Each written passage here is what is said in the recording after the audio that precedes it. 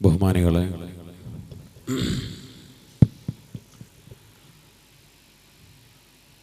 തങ്ങളവറുകൾക്ക് പോകാനുള്ള സൗകര്യം ചെയ്തു കൊടുക്കണം. മറ്റ് 2 പരിപാടിയിൽ പോകാനുണ്ട്. അല്ലാഹു ബഹുമാനപ്പെട്ടവർക്ക് ദീർഘായുസ്സും ആഫിയത്തും ആരോഗ്യവും നൽകട്ടെ.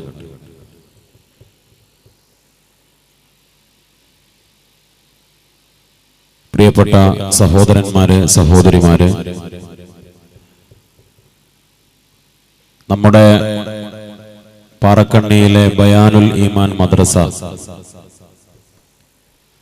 അതിന്റെ 6 പതിറ്റാണ്ട് കാലഘട്ടത്തിലെ മതവിദ്യാഭ്യാസ രംഗത്ത് മാതൃകാപരമായ സേവനങ്ങൾ അർപ്പിച്ച് 60ാം വാർഷിക മഹാസമ്മേളനം ആഘോഷിക്കുമ്പോൾ നമ്മുടെ നേതാക്കളൊക്കെ ഉണർത്തിയതുപോലെ നമ്മുടെ ഈ നാടിന്റെ എല്ലാമായി ഈ തലമുറയുടെ ആത്മീയതയുടെ തറവാട് കേന്ദ്രമായി 6 പതിറ്റാണ്ട് കാലഘട്ടത്തിലെ ചരിത്രം മുന്നിൽ വെച്ചുകൊണ്ട് വൈജ്ഞാനിക രംഗത്തെ മനോഹരമായ ചരിത്രങ്ങൾ അയവിറക്കി പുതിയ പാഠങ്ങളും പുതിയ മാതൃകകളും പുതിയ സമൂഹത്തിന്, പുതിയ തലമുറക്ക് സമർപ്പിച്ചുകൊണ്ട് ഇൻഷാ അല്ലാഹ് ഈ 60ാം വാർഷിക മഹാസമ്മേളനം സമാപിക്കുമ്പോൾ ഈ ഒത്തുകൂടൽ നിരവധി പ്രഗത്ഭരായ പണ്ഡിതന്മാരും സാദാത്തുക്കളും പങ്കെടുക്കുന്ന 2-3 ദിവസത്തെ പരിപാടി നമ്മുടെ നാട്ടിലെ മാതൃകാപരമായ ദീനീ പ്രവർത്തനങ്ങൾക്ക് ഭാവിയിലേക്ക് ഒരു ദിശാ വെളിച്ചം നൽകുന്ന ഒരു പരിപാടിയായി മാറണം. അല്ലാഹു ഇതിന്റെ സംഘാടകർക്കും സഹായികൾക്കും പ്രവർത്തിക്കുന്നവർക്കും അർഹമായ പ്രതിഫലം നൽകി അനുഗ്രഹിക്കട്ടെ. അല്ലാഹുവിന്റെ ദീനിന്റെ വിശുദ്ധമായ വഴി ലോകത്ത് വളരെ മാതൃകാപരമായി സംരക്ഷിച്ചത്, അതിന്റെ പ്രചാരണം നടത്തിയത് അഹ്ലുസുന്നത്ത് വൽ ജമാഅത്തിന്റെ വിശുദ്ധമായ വഴിയിൽ നമ്മുടെ മുൻ പണ്ഡിതന്മാരും ഔലിയാക്കളും അഇമ്മത്തും മഹാന്മാരുമാണ്. ബഹുമാനപ്പെട്ട ശൈഖുനാ ശംസുൽ ഉലമാ ഖദ്ദസല്ലാഹു സിർറഹുൽ അസീസ് സമസ്ത കേരള ജംഇയ്യത്തുൽ ഉലമയുടെ ഐതിഹാസികമായ 60ാം വാർഷിക മഹാസമ്മേളനത്തിലും 70ാം വാർഷിക സമ്മേളനത്തിലും വളരെ ശക്തമായി ഊന്നിപ്പറഞ്ഞ ഒരു കാര്യമുണ്ടായിരുന്നു. സമസ്ത എന്ന മഹിതമായ പണ്ഡിത പ്രസ്ഥാനം ഇവിടെ നിലകൊള്ളുന്നത് അല്ലാഹുവിന്റെ ഔലിയാക്കളുടെ വഴിയിലാണ്. അഹ്ലുസുന്നത്ത് വൽ ജമാഅത്തിന്റെ വിശുദ്ധമായ കർമ്മ വിശ്വാസ കാര്യങ്ങളിൽ ആ മാതൃകാപരമായ വഴിയിൽ ലക്ഷക്കണക്കിന് ഔലിയാക്കൾ അണിനിരന്ന പ്രസ്ഥാനമാണ് ബഹുമാനപ്പെട്ട സമസ്ത കേരള ജംഇയ്യത്തുൽ ഉലമ എന്ന് ശൈഖുന പറഞ്ഞു. ഔലിയാക്കളാണ് ലോകത്തെ ഇസ്ലാമിക ദഅവത്ത് നടത്തിയത്. ഔലിയാക്കളാണ് ഇസ്ലാമിനോടുള്ള ആദരവും ബഹുമാനവും ലോകത്ത് നിലനിർത്തിയത്. ഔലിയാക്കളാണ് നമ്മുടെ കൊച്ചു കേരളത്തിലും ഇന്ത്യയിലും ലോകത്തെമ്പാടും മാതൃകാപരമായ മാനവ മൈത്രി നിലനിർത്തിയത്, സംരക്ഷിച്ചത്. ബഹുമാനപ്പെട്ടവർ അതിന്റെ മനോഹരമായ ഉദാഹരണങ്ങൾ പറഞ്ഞു. ഇന്ന് നമുക്കറിയാം, കേരളത്തിൽ ബഹുമാനപ്പെട്ട കേരള ജംഇയ്യത്തുൽ ഉലമ 9600-ലധികം വരുന്ന മദ്രസകൾ വളരെ മനോഹരമായി നടത്തിക്കൊണ്ടുപോകുമ്പോൾ 11 ലക്ഷത്തിലധികം വരുന്ന കുഞ്ഞുമക്കൾ ഓരോ ദിവസവും നേരം പുലർന്നാൽ അള്ളാഹുവിന്റെ ദീൻ പഠിക്കാൻ മദ്രസകളിലേക്ക് കടന്നു വരുമ്പോ ഉത്തരേന്ത്യയിൽ, പാകിസ്ഥാനിൽ, ബംഗ്ലാദേശിൽ മതപാഠശാലകൾ, മദ്രസകൾ തീവ്രവാദത്തിന്റെ കേന്ദ്രങ്ങളാണ് എന്ന് പ്രചരിപ്പിക്കുന്ന ഒരു സാഹചര്യമുണ്ട്. അതിന്റെ പേരിൽ മദ്രസ പ്രസ്ഥാനം തന്നെ ചോദ്യം ചെയ്യപ്പെടുന്ന അല്ലെങ്കിൽ തെറ്റിദ്ധരിക്കപ്പെടുന്ന സാഹചര്യങ്ങൾ ബഹുമാനപ്പെട്ട സമസ്ത കേരള ജംഇയ്യത്തുൽ ഉലമ നമ്മുടെ മദ്രസ പോലെ ഈ മനോഹരമായ മദ്രസകളിലൂടെ പഠിപ്പിക്കുന്നതോ കഴിഞ്ഞുപോയ നമ്മുടെ മുൻഗാമികൾ പഠിപ്പിച്ച മനോഹരമായ മാതൃകാപരമായ ഒരു വഴി. 1ാം ക്ലാസ്സിൽ അദബുൻ എന്നുള്ള ആദ്യത്തെ ബാലപാഠം പഠിപ്പിക്കുന്നത് മുതൽ ഓരോ ക്ലാസ്സിൽ +2 വരെ 12ാം ക്ലാസ് വരെ ഓരോ കുഞ്ഞും പഠിക്കേണ്ട മുഖ്യമായ വിഷയങ്ങളിൽ ഒരു ഭാഗം അഖ്ലാഖ്, സമൂഹത്തോടും സമുദായത്തോടും നാട്ടിലുള്ളവരോടും കുടുംബത്തോടും അയൽക്കാരോടും ഒരു സാമൂഹ്യ ജീവി എന്നുള്ള നിലയിൽ ഒരു മനുഷ്യൻ ഇടപെടേണ്ട അവന്റെ നന്മയുടെ സ്വഭാവ സംസ്കരണത്തിന്റെ മനോഹരമായ ധാരാളം പാഠങ്ങൾ. അയൽക്കാരെ ബഹുമാനിക്കാൻ, ആദരിക്കാൻ, നാട്ടുകാരെ ഏത് മതക്കാരാണെങ്കിലും അവരെ ബഹുമാനിക്കാൻ, ആദരിക്കാൻ. അതുകൊണ്ട് തന്നെ ഈ കൊച്ചു കേരളത്തിൽ ഏറ്റവും കൂടുതൽ മാനവ മൈത്രിയും മതസൗഹാർദ്ദവും ഒരുപാട് നന്മകളും നിലനിന്നത്, ഇന്ത്യ രാജ്യത്ത് ഏറ്റവും കൂടുതൽ മതപ്രവർത്തനം നടക്കുന്നത് കൊച്ചു കേരളത്തിലാണ്. ഇന്ത്യയിൽ ഏറ്റവും കൂടുതൽ മുസ്ലിങ്ങളുള്ള UP-യിൽ, ഉത്തർപ്രദേശിൽ. ഇന്ത്യയിൽ ഏറ്റവും കൂടുതൽ മുസ്ലിങ്ങളുള്ള UP-യിലാണ്, നമുക്കറിയാമല്ലോ. ആ UP-യിൽ 4 കൊല്ലം മുമ്പ് സർക്കാർ പുറത്തുവിട്ട, UP ഗവൺമെന്റ് പുറത്തുവിട്ട കണക്ക് പ്രകാരം UP-യിലെ ആകെയുള്ള മദ്രസാധ്യാപകരുടെ എണ്ണം കേവലം 4500 മാത്രമാണ്. 4500. കോടിക്കണക്കിന് മുസ്ലിങ്ങളുള്ള UP-യിൽ. കൊച്ചു കേരളത്തിലോ സമസ്ത കേരള ജംഇയ്യത്തുൽ ഉലമയുടെ MSR മുഅല്ലിം സർവീസ് രജിസ്റ്റർ നേടിയിട്ടുള്ള 86,000-ത്തിലധികം വരുന്ന മുഅല്ലിമീങ്ങൾ, അധ്യാപകർ സമസ്തയുടെ കീഴിലുണ്ട്. ഈ ചെറിയ കൊച്ചു കേരളത്തിൽ മദ്രസകളുള്ളത്, പള്ളികളുള്ളത്, ദർസുകളുള്ളത്, അറബി കോളേജുകളുള്ളത്, ഏറ്റവും കൂടുതൽ മതപരമായ വൈജ്ഞാനിക പ്രവർത്തനങ്ങൾ നടക്കുന്ന കേരളത്തിലാണ്, ഏറ്റവും കൂടുതൽ പണ്ഡിതന്മാരുള്ള കേരളത്തിലാണ്, ഏറ്റവും കൂടുതൽ മതപ്രഭാഷണങ്ങൾ നടക്കുന്ന കൊച്ചു കേരളത്തിലാണ്, ഏറ്റവും കൂടുതൽ മതസൗഹാർദ്ദം ഇന്ത്യ രാജ്യത്ത് നിലനിൽക്കുന്നത്. എന്തുകൊണ്ടാ? മതം പഠിപ്പിച്ചത്, സമസ്ത പഠിപ്പിച്ചത് ഏറ്റവും വലിയ സ്നേഹത്തിലും സൗഹൃദത്തിലും അധിഷ്ഠിതമായ ആ വിശുദ്ധമായ പാരമ്പര്യം സംരക്ഷിക്കാനാണ്. മദ്രസയിൽ നമ്മുടെ കുഞ്ഞുമക്കൾക്ക് പഠിപ്പിച്ചു കൊടുക്കുന്നത് അക്രം ജാറക, നിന്റെ അയൽക്കാരനെ ബഹുമാനിക്കണം, നിന്റെ അയൽക്കാരനെ മാനിക്കണം, അയൽക്കാരനെ പരിഗണിക്കണം എന്നല്ല.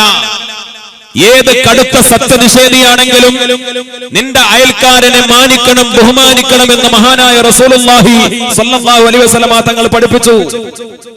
വല്ലദീ യശ്ബഉ വജാറുഹു ജായിഉ ഫലൈസ മിന്നാ. അയൽക്കാരൻ പട്ടിണി കിടക്കുമ്പോ വയറു നിറച്ച് ഭക്ഷണം കഴിക്കുന്നവൻ നമ്മിൽപ്പെട്ടവനല്ല എന്ന് അല്ലാഹുവിന്റെ റസൂൽ പറഞ്ഞത് മതസൗഹാർദ്ദ വേദികളിൽ നമുക്ക് പറയാനുള്ള ഒരു പ്രവാചക വചനം, ഒരു ഹദീസായിട്ട് മാത്രമല്ല. അയൽക്കാരൻ പട്ടിണി കിടക്കുമ്പോ വയറു നിറച്ച് ഭക്ഷിക്കരുതെന്ന് ഇസ്ലാമിന്റെ പ്രവാചകൻ പറഞ്ഞിട്ടുണ്ട് എന്ന വാചക കസർത്തനല്ല, അത് ജീവിതത്തിൽ കാണിച്ചു കൊടുക്കാൻ. മുത്തബിഉ സുന്ന ബഹുമാനപ്പെട്ട അബ്ദുല്ലാഹ് ഇബ്നു ഉമർ റളിയല്ലാഹു തആല അൻഹു ഒരിക്കൽ വീട്ടിലേക്ക് കടന്നു വരുമ്പോ ഗുലാമുഹു യസ്ലഖു ഷാസൻ, പരിചാരകനായ കുട്ടി നല്ല ഒരു ആടിനെ അറുത്തുകൊണ്ട് ആട്ടുമാംസം കൊണ്ട് ഏറ്റവും മുന്തിയ നല്ല ഭക്ഷണം ഒരുക്കുകയാണ്. അബ്ദുല്ലാഹ് ഇബ്നു ഉമർ റളിയല്ലാഹു തആല അൻഹു ആ കുട്ടിയോട് പറഞ്ഞു, മോനെ, യാ ഗുലാം ഇദാ ഫറഗത ഫബ്ദഅ ബിജാരിനൽ യഹൂദി, നീ ആട്ടുമാംസം കൊണ്ട് ഏറ്റവും മുന്തിയ ഭക്ഷണം, രുചിയുള്ള കൊതിയൂറുന്ന ഏറ്റവും നല്ല ഭക്ഷണ വിഭവം ആട്ടിറച്ചി കൊണ്ട് നീ തയ്യാറാക്കി കഴിഞ്ഞാൽ അതിൽ നിന്ന് ആദ്യം വിളമ്പിക്കൊടുക്കേണ്ടത് നമ്മുടെ അയൽക്കാരനായ യഹൂദിക്ക് ജൂതനായിരിക്കണം മോനെ എന്ന് പറഞ്ഞു. ബഹുമാനപ്പെട്ട ഒരു വീട്ടിലേക്ക് കയറി, ഒരല്പനേരം കഴിഞ്ഞ് പിന്നെയും വന്നു, മോനെ, ആദ്യം നമ്മുടെ അയൽക്കാരൻ യഹൂദിക്ക് കൊടുക്കണം കേട്ടോ. വീട്ടിലെ കുഞ്ഞുമക്കൾക്ക് പോലും ഭക്ഷണം വിളമ്പുന്നതിന് മുമ്പ് നമ്മുടെ അയൽക്കാരനായ യഹൂദിക്ക് ഭക്ഷണം കൊടുക്കണമെന്ന് ഗൗരവത്തോടെ കർശനമായി അബ്ദുല്ലാഹ് ഇബ്നു ഉമർ റളിയല്ലാഹു തആല അൻഹു പറയുന്നത്, മോനെ, അല്ലാഹുവിന്റെ റസൂൽ അയൽക്കാരോടുള്ള കടപ്പാട്. ഒരിക്കൽ മുത്തനബി കഅബാലയത്തിനോട് അടുത്തിരിക്കുമ്പോ മുഖറബുൽ അംലാക്ക് ജിബ്രീൽ അലൈഹിസ്സലാം അയൽക്കാരോടുള്ള കടപ്പാട് പറഞ്ഞ് അല്ലാഹുവിന്റെ റസൂൽ പറഞ്ഞു, ഹത്താ മനന്തു അന്നഹു സയുവരിസു, അയൽക്കാർക്ക് അനന്തര സ്വത്ത് കൊടുക്കേണ്ടി വരുമോ എന്ന് എനിക്ക് തോന്നിപ്പോയി. അത്ര വലിയ കടപ്പാട് അയൽക്കാർ ഏത് മതക്കാരാണെങ്കിലും അല്ലാഹുവിന്റെ റസൂൽ ഒരു ഹദീസിലൂടെ പഠിപ്പിച്ചു. നിന്റെ വീടിന്റെ മുന്നിലേക്ക് 40 വീട്, പിന്നിലേക്ക് 40 വീട്, വലത്തോട്ട് ഇടത്തോട്ട് ഓരോ കോണിലേക്ക് 40 വീട്ടുകാർ നിന്റെ അയൽക്കാരാ എന്ന് പറഞ്ഞാൽ ഒരു മുസ്ലിമിന്റെ ചുറ്റുഭാഗത്തുള്ള 100 കണക്കിന് വീട്ടുകാർ ഏത് മതക്കാരാണെങ്കിലും അവർ അയൽക്കാരാണ്. മുസ്ലിങ്ങളാണെങ്കിലും അല്ലെങ്കിലും അവരോട് തീർത്താൽ തീരാത്ത കടപ്പാട്. അനന്തര സ്വത്ത് കൊടുക്കേണ്ടി വരുമോ എന്ന് പറഞ്ഞാൽ അനന്തര സ്വത്തിന് അവകാശികൾ കുടുംബത്തിലെ എല്ലാ ആളുകളും ആവാറില്ല. ഏറ്റവും അടുപ്പമുള്ളവർ ആ അനന്തര സ്വത്തിന് പോലും അവകാശം തോന്നുമാറ് അത്ര വലിയ കടപ്പാട് അയൽബന്ധത്തിനുണ്ട് എന്ന് അള്ളാഹുവിന്റെ റസൂൽ സല്ലല്ലാഹു അലൈഹി വസല്ലം തങ്ങൾ പഠിപ്പിച്ചു. ആ അയൽബന്ധത്തിന്റെ മനോഹാരിത നമ്മുടെ മുൻഗാമികൾ വളരെ കൃത്യമായി കാത്തു സൂക്ഷിച്ചു. ബഹുമാനപ്പെട്ട റഈസുൽ മുഹദ്ദിഖീൻ ശൈഖുനാ കണ്ണിയത്ത് ഉസ്താദ് നവ്വറല്ലാഹു മർഖദ, സമസ്ത കേരള ജംഇയ്യത്തുൽ ഉലമയുടെ ദീർഘകാലത്തെ നായകൻ, വളരെ ചെറുപ്പകാലത്താണെങ്കിലും ഒരു ദിവസം കണ്ണൂർ ജില്ലയിൽ നിന്ന് കുറച്ചാളുകൾ കണ്ണിയത്ത് ഉസ്താദിനെ കാണാൻ കടന്നു വരികയാണ്. വാഴക്കാട്ടേക്ക് എടവണ്ണപ്പാറയിൽ നിന്ന് അവര് വാഴക്കാട്ടേക്ക് ഒരു വണ്ടി വിളിച്ചു, ഒരു ടാക്സി ജീപ്പ് വിളിച്ചു. എടവണ്ണപ്പാറയിൽ നിന്ന് വാഴക്കാട്ടേക്ക് പോകുമ്പോ കണ്ണൂർക്കാര് ചെറുപ്പക്കാരനായ ഹിന്ദു സഹോദരനായ ടാക്സി ഡ്രൈവറോട് ഞങ്ങൾക്ക് വാഴക്കാട്ടേക്ക് പോകണം എന്ന് പറഞ്ഞു. ഈ ഹിന്ദു യുവാവ് വാഴക്കാട്ടേക്ക് വണ്ടിയെടുത്തു. വാഴക്കാട് എത്താറാകുമ്പോൾ ഇവൻ ചോദിച്ചു കണ്ണൂർക്കാരോട്, വാഴക്കാട് നിങ്ങൾ എങ്ങോട്ടാ പോകുന്നത്? അപ്പോൾ അവർ പറഞ്ഞു, ഞങ്ങൾ കണ്ണിയത്ത് ഉസ്താദിന്റെ വീട്. ഈ യുവാവ് പെട്ടെന്ന് വണ്ടി റോഡ് സൈഡിലേക്ക് മാറ്റി വണ്ടി നിർത്തി ഡ്രൈവർ സീറ്റിൽ നിന്ന് ചാടി ഇറങ്ങി. കണ്ണൂർക്കാർ അത്ഭുതപ്പെട്ടു. കണ്ണിയത്ത് ഉസ്താദിന്റെ വീട്ടിലേക്ക് എന്ന് കേട്ടപ്പോ വളരെ ആവേശത്തോടുകൂടെ വണ്ടിയെടുത്ത ഈ യുവാവ് പെട്ടെന്ന് വണ്ടി സൈഡിലേക്ക് മാറ്റി നിർത്തി എന്തേ ഇറങ്ങിയത്? അപ്പോൾ ഇവൻ ചെയ്യുന്നത് കൗതുകത്തോടെ അവരെ നോക്കി നിന്നു. മടക്കി കുത്തി ഉടുത്തിരുന്ന തന്റെ തുണി, തന്റെ മുണ്ട്, അതിന്റെ മടക്കി കുത്തി അഴിച്ചിട്ടു. തലയിൽ ഒരു തോർത്തുമുണ്ട് വരിഞ്ഞു മുറുക്കിയിരുന്നു. ആ തോർത്തുമുണ്ട് അഴിച്ചു. എന്നിട്ട് ആദരവോടെ ബഹുമാനത്തോടെ ആ തോർത്തുമുണ്ട് ഡ്രൈവർ സീറ്റിന്റെ മുകളിൽ മെല്ലെ തിരകി വെച്ച് അച്ചടക്കത്തോടെ രണ്ടാമത് ഡ്രൈവർ സീറ്റിലേക്ക് കയറിയിരുന്നു. മടക്കി കുത്തി അഴിച്ച് ബഹുമാനത്തോടെ. എന്നിട്ട് അവധാനതയോടെ സാവധാനത്തിൽ വണ്ടിയെടുത്തു. അതുവരെ ഓടിച്ച ആവേശമില്ല. ആ ഹിന്ദു ചെറുപ്പക്കാരൻ, ഞാൻ ഇവരെ കൊണ്ടുപോകുന്നത് കണ്ണിയത്ത് ഉസ്താദിന്റെ വീട്ടിലേക്കാണ് എന്ന ബോധം, ആ ബഹുമാനം, ആ ആദരവ്. കണ്ണിയത്ത് ഉസ്താദിന്റെ വീട്ടിലേക്ക് ആ നാട്ടിലെ ഹിന്ദുക്കൾ, അവിടുത്തെ അമ്പല കമ്മിറ്റിയുടെ ആളുകൾ റോഡ് വെട്ടിക്കൊടുത്ത ചരിത്രം നമുക്കറിയാമല്ലോ. എന്തുകൊണ്ടാണ് കണ്ണിയത്ത് ഉസ്താദിന്റെ അയൽക്കാരും നാട്ടുകാരും പരിചയക്കാരും ഏത് മതക്കാരാണെങ്കിലും ഇത്രയേറെ ബഹുമാനിച്ചത്, ആദരിച്ചത്? അല്ലാഹുവിന്റെ റസൂൽ സല്ലല്ലാഹു അലൈഹി വസല്ലം തങ്ങൾ പഠിപ്പിച്ച മാനവികതയും മൈത്രിയും അതുപോലെ ജീവിതത്തിൽ നിലനിർത്തി. അതാണ് നമ്മളുടെ നേതാക്കളുടെ പാഠങ്ങൾ, ചരിത്രങ്ങൾ. അതുകൊണ്ടാണ് കഴിഞ്ഞുപോയ സാദാത്തുക്കളും മഹാന്മാരും അവര് നിലനിർത്തിയ വിശുദ്ധമായ ഒരു പാരമ്പര്യം, അള്ളാന്റെ ഔലിയാക്കളോട് നിലനിന്ന പാരമ്പര്യം. ബഹുമാനപ്പെട്ട ശൈഖുനാ ശംസുൽ ഉലമ അന്ന് പല ഉദാഹരണങ്ങൾ പറഞ്ഞു. ഔലിയാക്കളാണ് ഇവിടെ മതസൗഹാർദ്ദം നിലനിർത്തിയത് എന്നതിന്റെ ഉദാഹരണങ്ങൾ. കോഴിക്കോട്ടെ മാനാഞ്ചിറയുടെ ചരിത്രം പറഞ്ഞു. മാനാഞ്ചിറ കോഴിക്കോട്ടുകാർക്ക് ഏത് കഠിനമായ ചുട്ടുപൊള്ളുന്ന വേനൽക്കാലത്തും വറ്റാത്ത മാനാഞ്ചിറ, അത്ഭുതങ്ങളുടെ കഥ പറയാനുള്ള മാനാഞ്ചിറ. ആ മാനാഞ്ചിറയിൽ കോഴിക്കോട്ടുകാർക്ക് നല്ല ശുദ്ധജലം, ആ ശുദ്ധജലം ഇവിടെ കിട്ടുമെന്ന് ആ കാലഘട്ടത്തിന്റെ ഖുത്ബായിരുന്ന ബഹുമാനപ്പെട്ട സയ്യിദ് ജിഫ്രി തങ്ങൾ തന്റെ അകക്കണ്ണുകൊണ്ട് കറാമത്തിന്റെ വാക്കുകൊണ്ട് പറഞ്ഞു, ഇവിടെ വെള്ളം കിട്ടുമെന്ന് പറഞ്ഞു. മാനാഞ്ചിറ നിലകൊള്ളുന്ന സ്ഥലത്ത് സമൃദ്ധമായി ഇഷ്ടംപോലെ വെള്ളം കിട്ടും, ശുദ്ധജലം കിട്ടുമെന്ന് പറഞ്ഞു. മഹാനായ സയ്യിദ് ജിഫ്രി തങ്ങളാണ് പറഞ്ഞത്. അത് കറാമത്തിന്റെ വാക്കാണ്. ആ കാലഘട്ടത്തിലെ നാട്ടുരാജാവായിരുന്ന മാനവിക്രമൻ രാജാവിന് സംശയമില്ല, ഷെയ്ഖ് ജിഫ്രി, സയ്യിദ് ജിഫ്രി മഹാനവറുകൾ പറഞ്ഞാൽ അവിടെ വെള്ളം കിട്ടും. മാനവിക്രമൻ പറഞ്ഞു, ഞാൻ എത്ര സ്ഥലം വേണമെങ്കിലും വിട്ടുകൊടുക്കാം. വിശാലമായ ആഴത്തിലുള്ള കുളം കുഴിക്കാൻ, സമൃദ്ധമായി വെള്ളം ശേഖരിക്കാൻ, അതിന് ചിറകട്ടാൻ, അതിനാവശ്യമായ ഭൂമി മണ്ണ് ഞാൻ വിട്ടുകൊടുക്കാം. മാനവിക്രമൻ പറഞ്ഞു. മഹാനായ ഷഹീദേ മില്ലത്ത് ടിപ്പു സുൽത്താൻ നവ്വറല്ലാഹു മർഖദ ടിപ്പു പറഞ്ഞു, അതിനാവശ്യമായ ചെലവ് മുഴുവൻ ഞാൻ വഹിച്ചുകൊള്ളാം.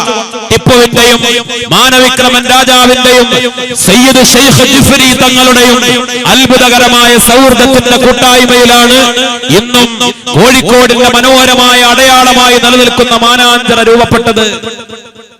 ശൈഖുനാ ശംസുൽ ഉലമ പറഞ്ഞു, അയ്യപ്പസ്വാമിയും വാവറ വലിയുള്ളായും തമ്മിലുള്ള ബന്ധം.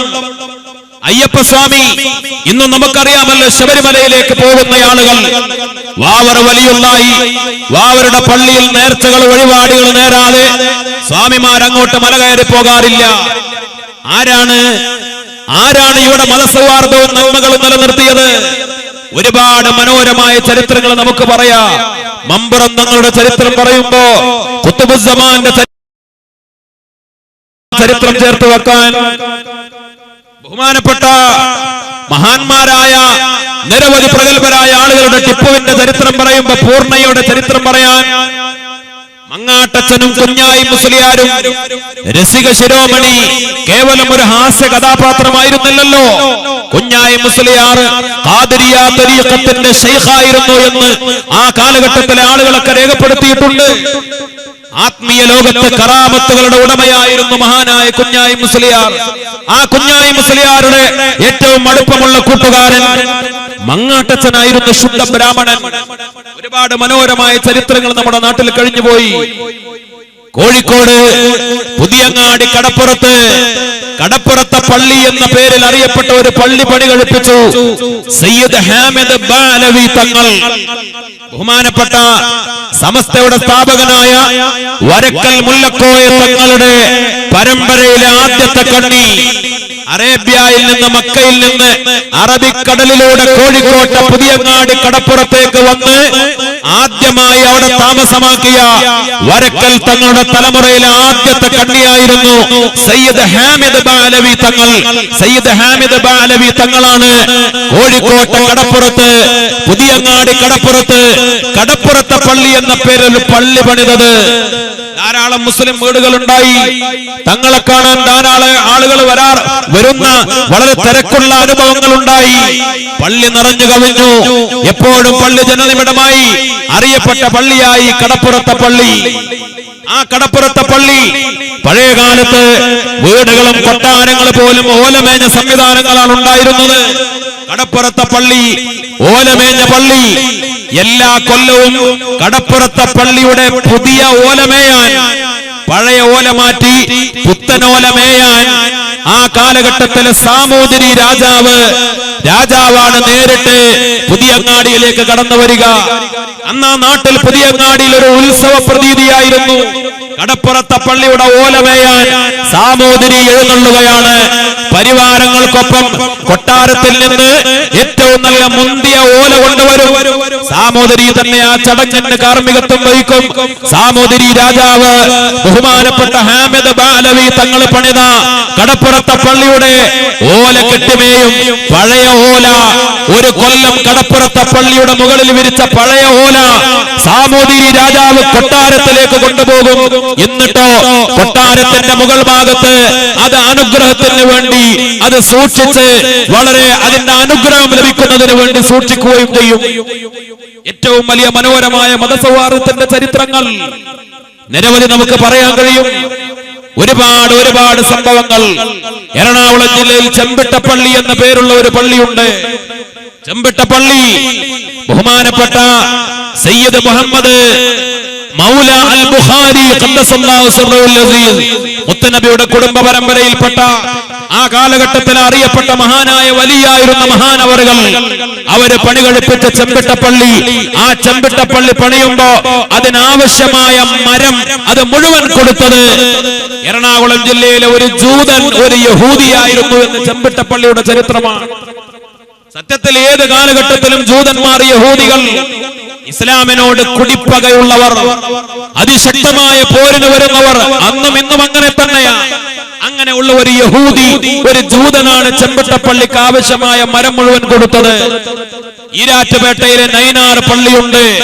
കാഞ്ഞിരമുറ്റത്ത് ബഹുമാനപ്പെട്ട ശൈഖ് ഫരീദ് ഔലിയ ഖദ്ദസല്ലാഹു സിർറഹുൽ അസീസ്, ഫരീദ് ഔലിയ മഹാനവറുകൾ അങ്ങോട്ട് ഈരാറ്റുപേട്ടയിലേക്ക് പോയപ്പോ അന്നത്തെ നാട്ടുരാജാവ് പൂഞ്ഞാർ രാജാവ് ബഹുമാനപ്പെട്ട മഹാനായ ഫരീദ് ഔലിയ തങ്ങളെ കണ്ടപ്പോഴേക്ക് ഇതൊരു ദിവ്യനാണ്, ഇതൊരു സിദ്ധനാണ്, ഇതൊരു സാധാരണക്കാരനല്ല.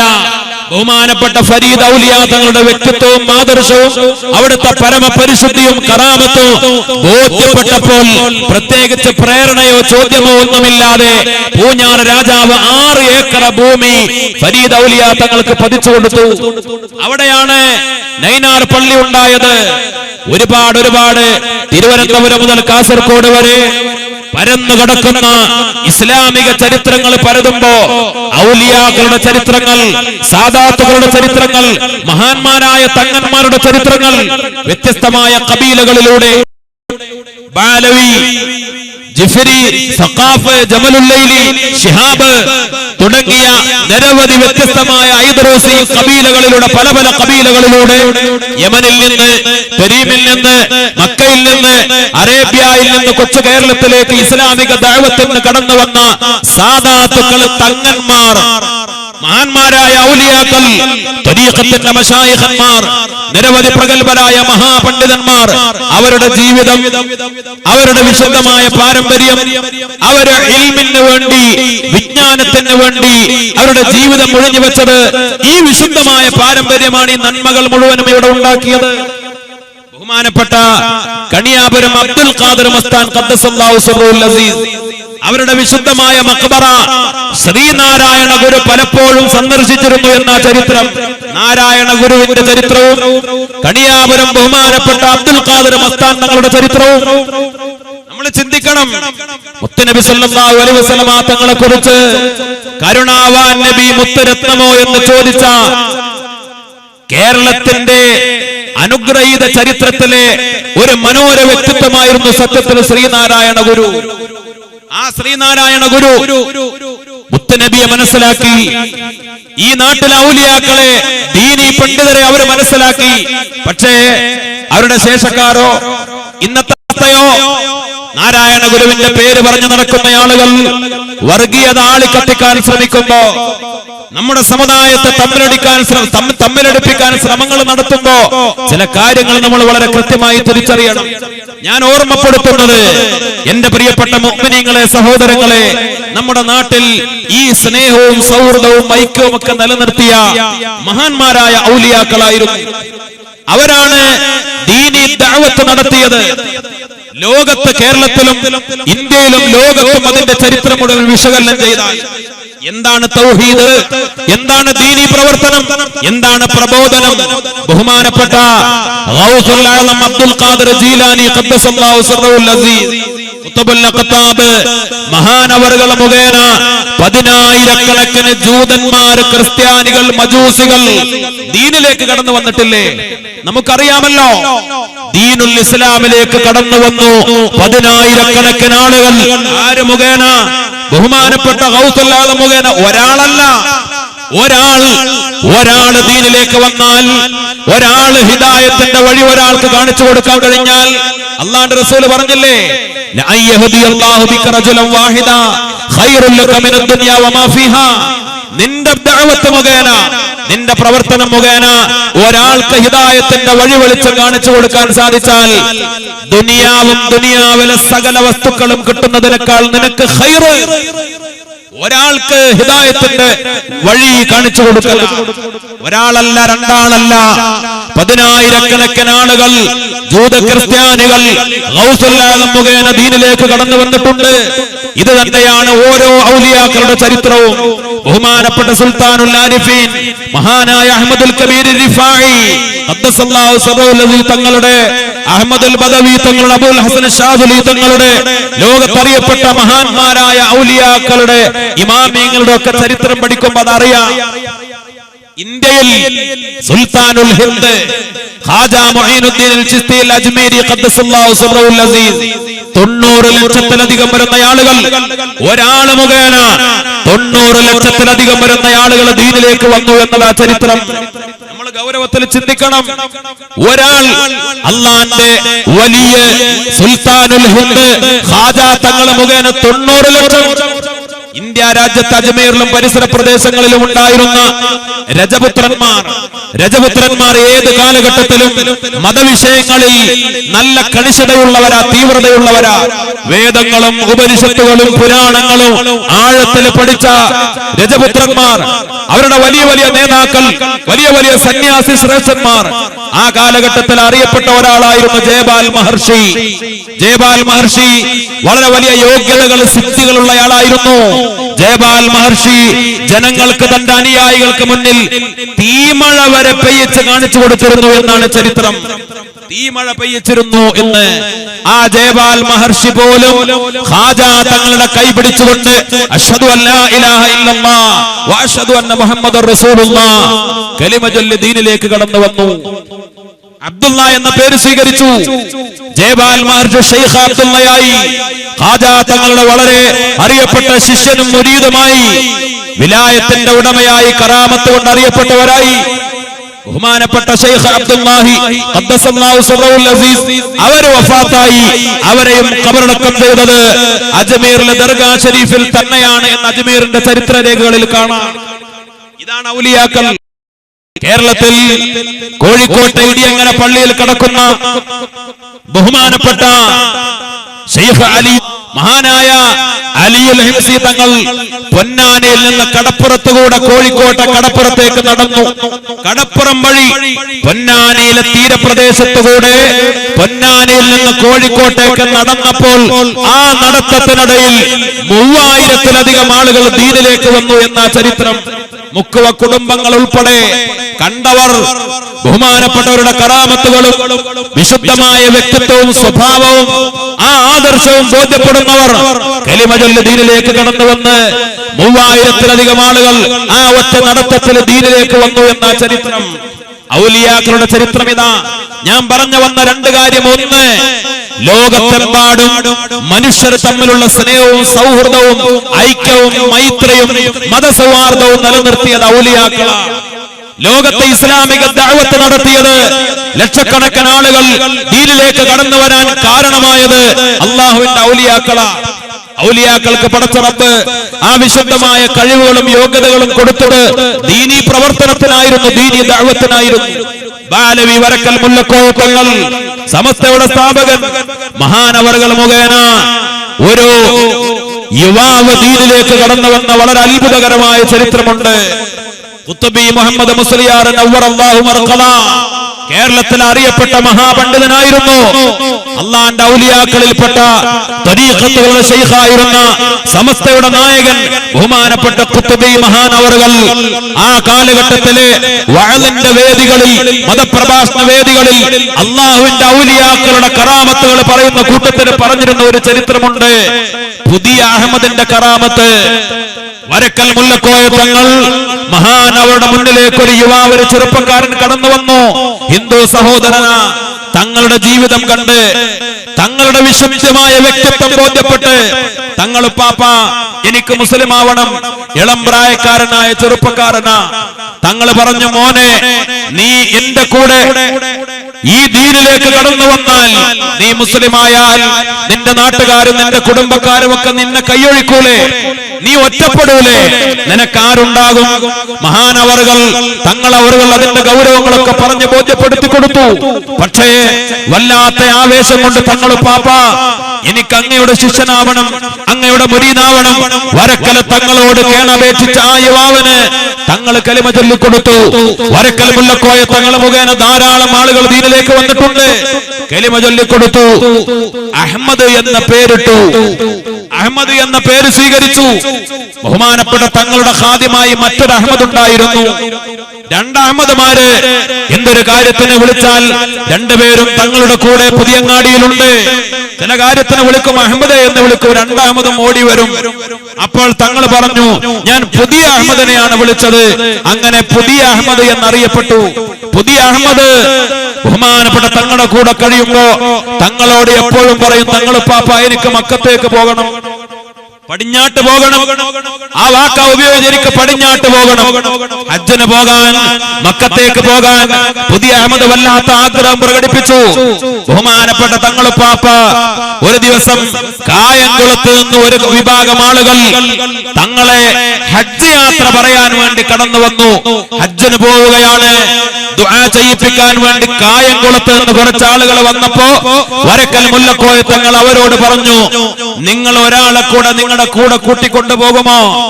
എന്റെ പുതിയ അഹമ്മദിന് കാലങ്ങളായി വല്ലാത്ത മോഹമാണ് അവന് പടിഞ്ഞാട്ടേക്ക് പോകാൻ. കായംകുളത്തുകാരുടെ കൂടെ പുതിയ അഹമ്മദ് ഹജ്ജിന് പോയി.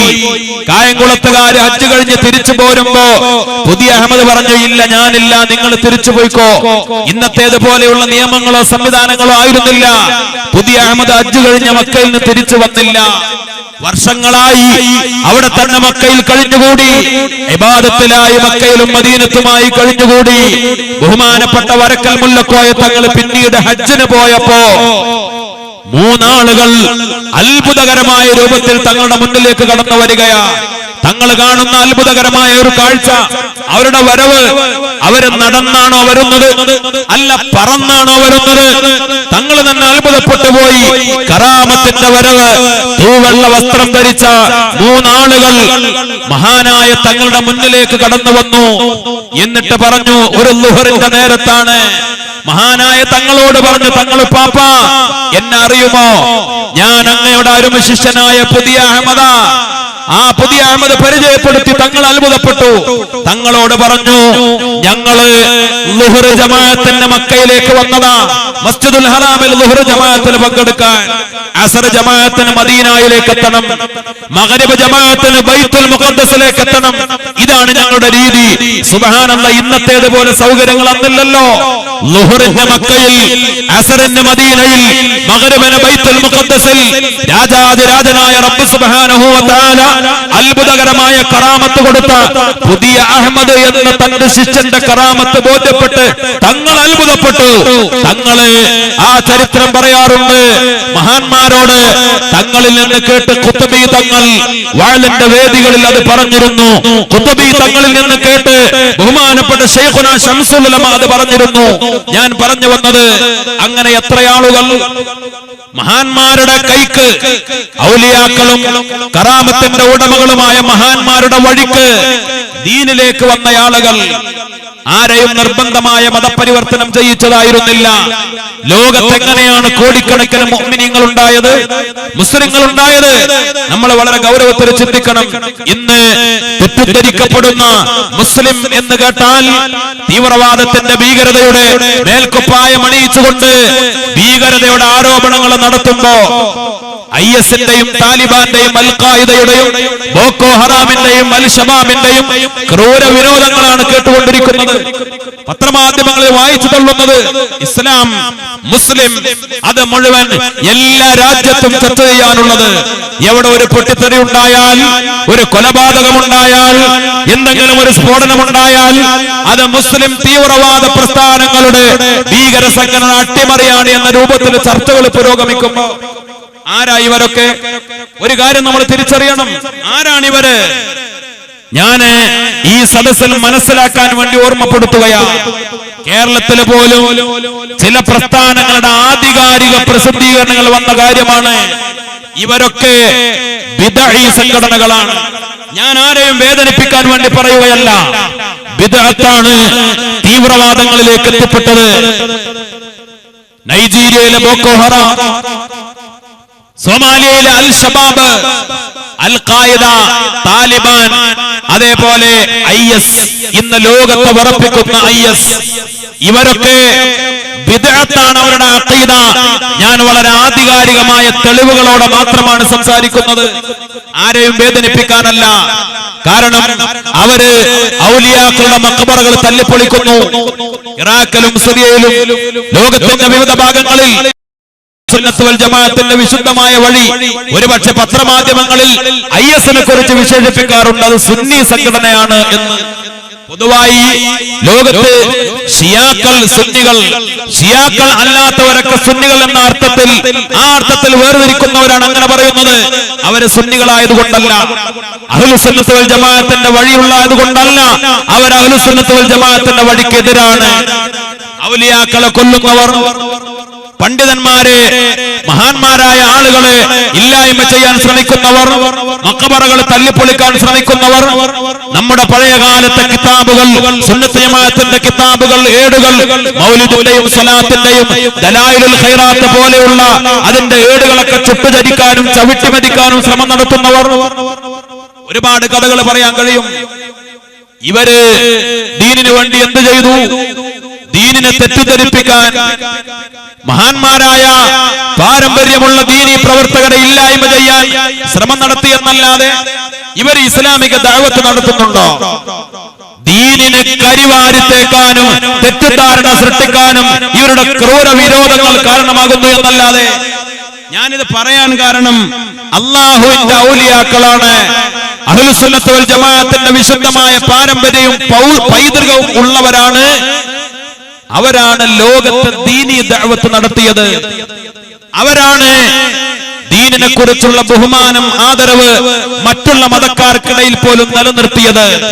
നമ്മുടെ വിശുദ്ധമായ പാരമ്പര്യം, ആ പാരമ്പര്യമാണ് സാമൂഹ്യമായി ബഹുമാനപ്പെട്ട സമസ്ത കേരള ജംഇയ്യത്തുൽ ഉലമ മദ്രസകളിലൂടെ നമ്മുടെ മക്കൾക്ക്, കുട്ടികൾക്ക് പഠിപ്പിച്ചു കൊണ്ടിരിക്കുന്നത്. മാതാപിതാക്കളെ ബഹുമാനിക്കണം, ആദരിക്കണം. എന്റെ പ്രിയപ്പെട്ട രക്ഷിതാക്കൾ, ഉമ്മ പെങ്ങന്മാർ വളരെ ഗൗരവത്തോടെ മനസ്സിലാക്കണം. ഇത്രയേറെ ആ വിശുദ്ധമായ വഴി ബോധ്യപ്പെടുത്തിയ മറ്റൊരു മതമുണ്ടോ? ഉമ്മയാരാണ്? ഉപ്പയാരാണ്?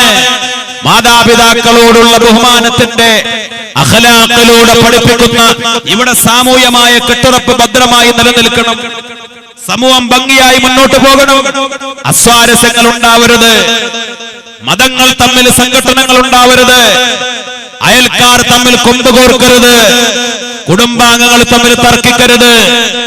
ഏറ്റവും വലിയ സ്നേഹവും സൗഹാർദ്ദവും കളിയാടുന്ന ഒരു മാതൃകാ സമൂഹം, അതാണ് മഹാനായ മുത്തുനബി സല്ലല്ലാഹു അലൈഹി വസല്ലം തങ്ങൾ പഠിപ്പിച്ചത്. അവിടെ മക്കൾ മാതാപിതാക്കളെ ബഹുമാനിക്കണം. മാതാപിതാക്കളോടുള്ള കടപ്പാട് ഇത്രയേറെ ഗൗരവത്തിൽ പറഞ്ഞ ഒരു വഴി കാണിക്കാൻ കഴിയോ ലോകത്ത്?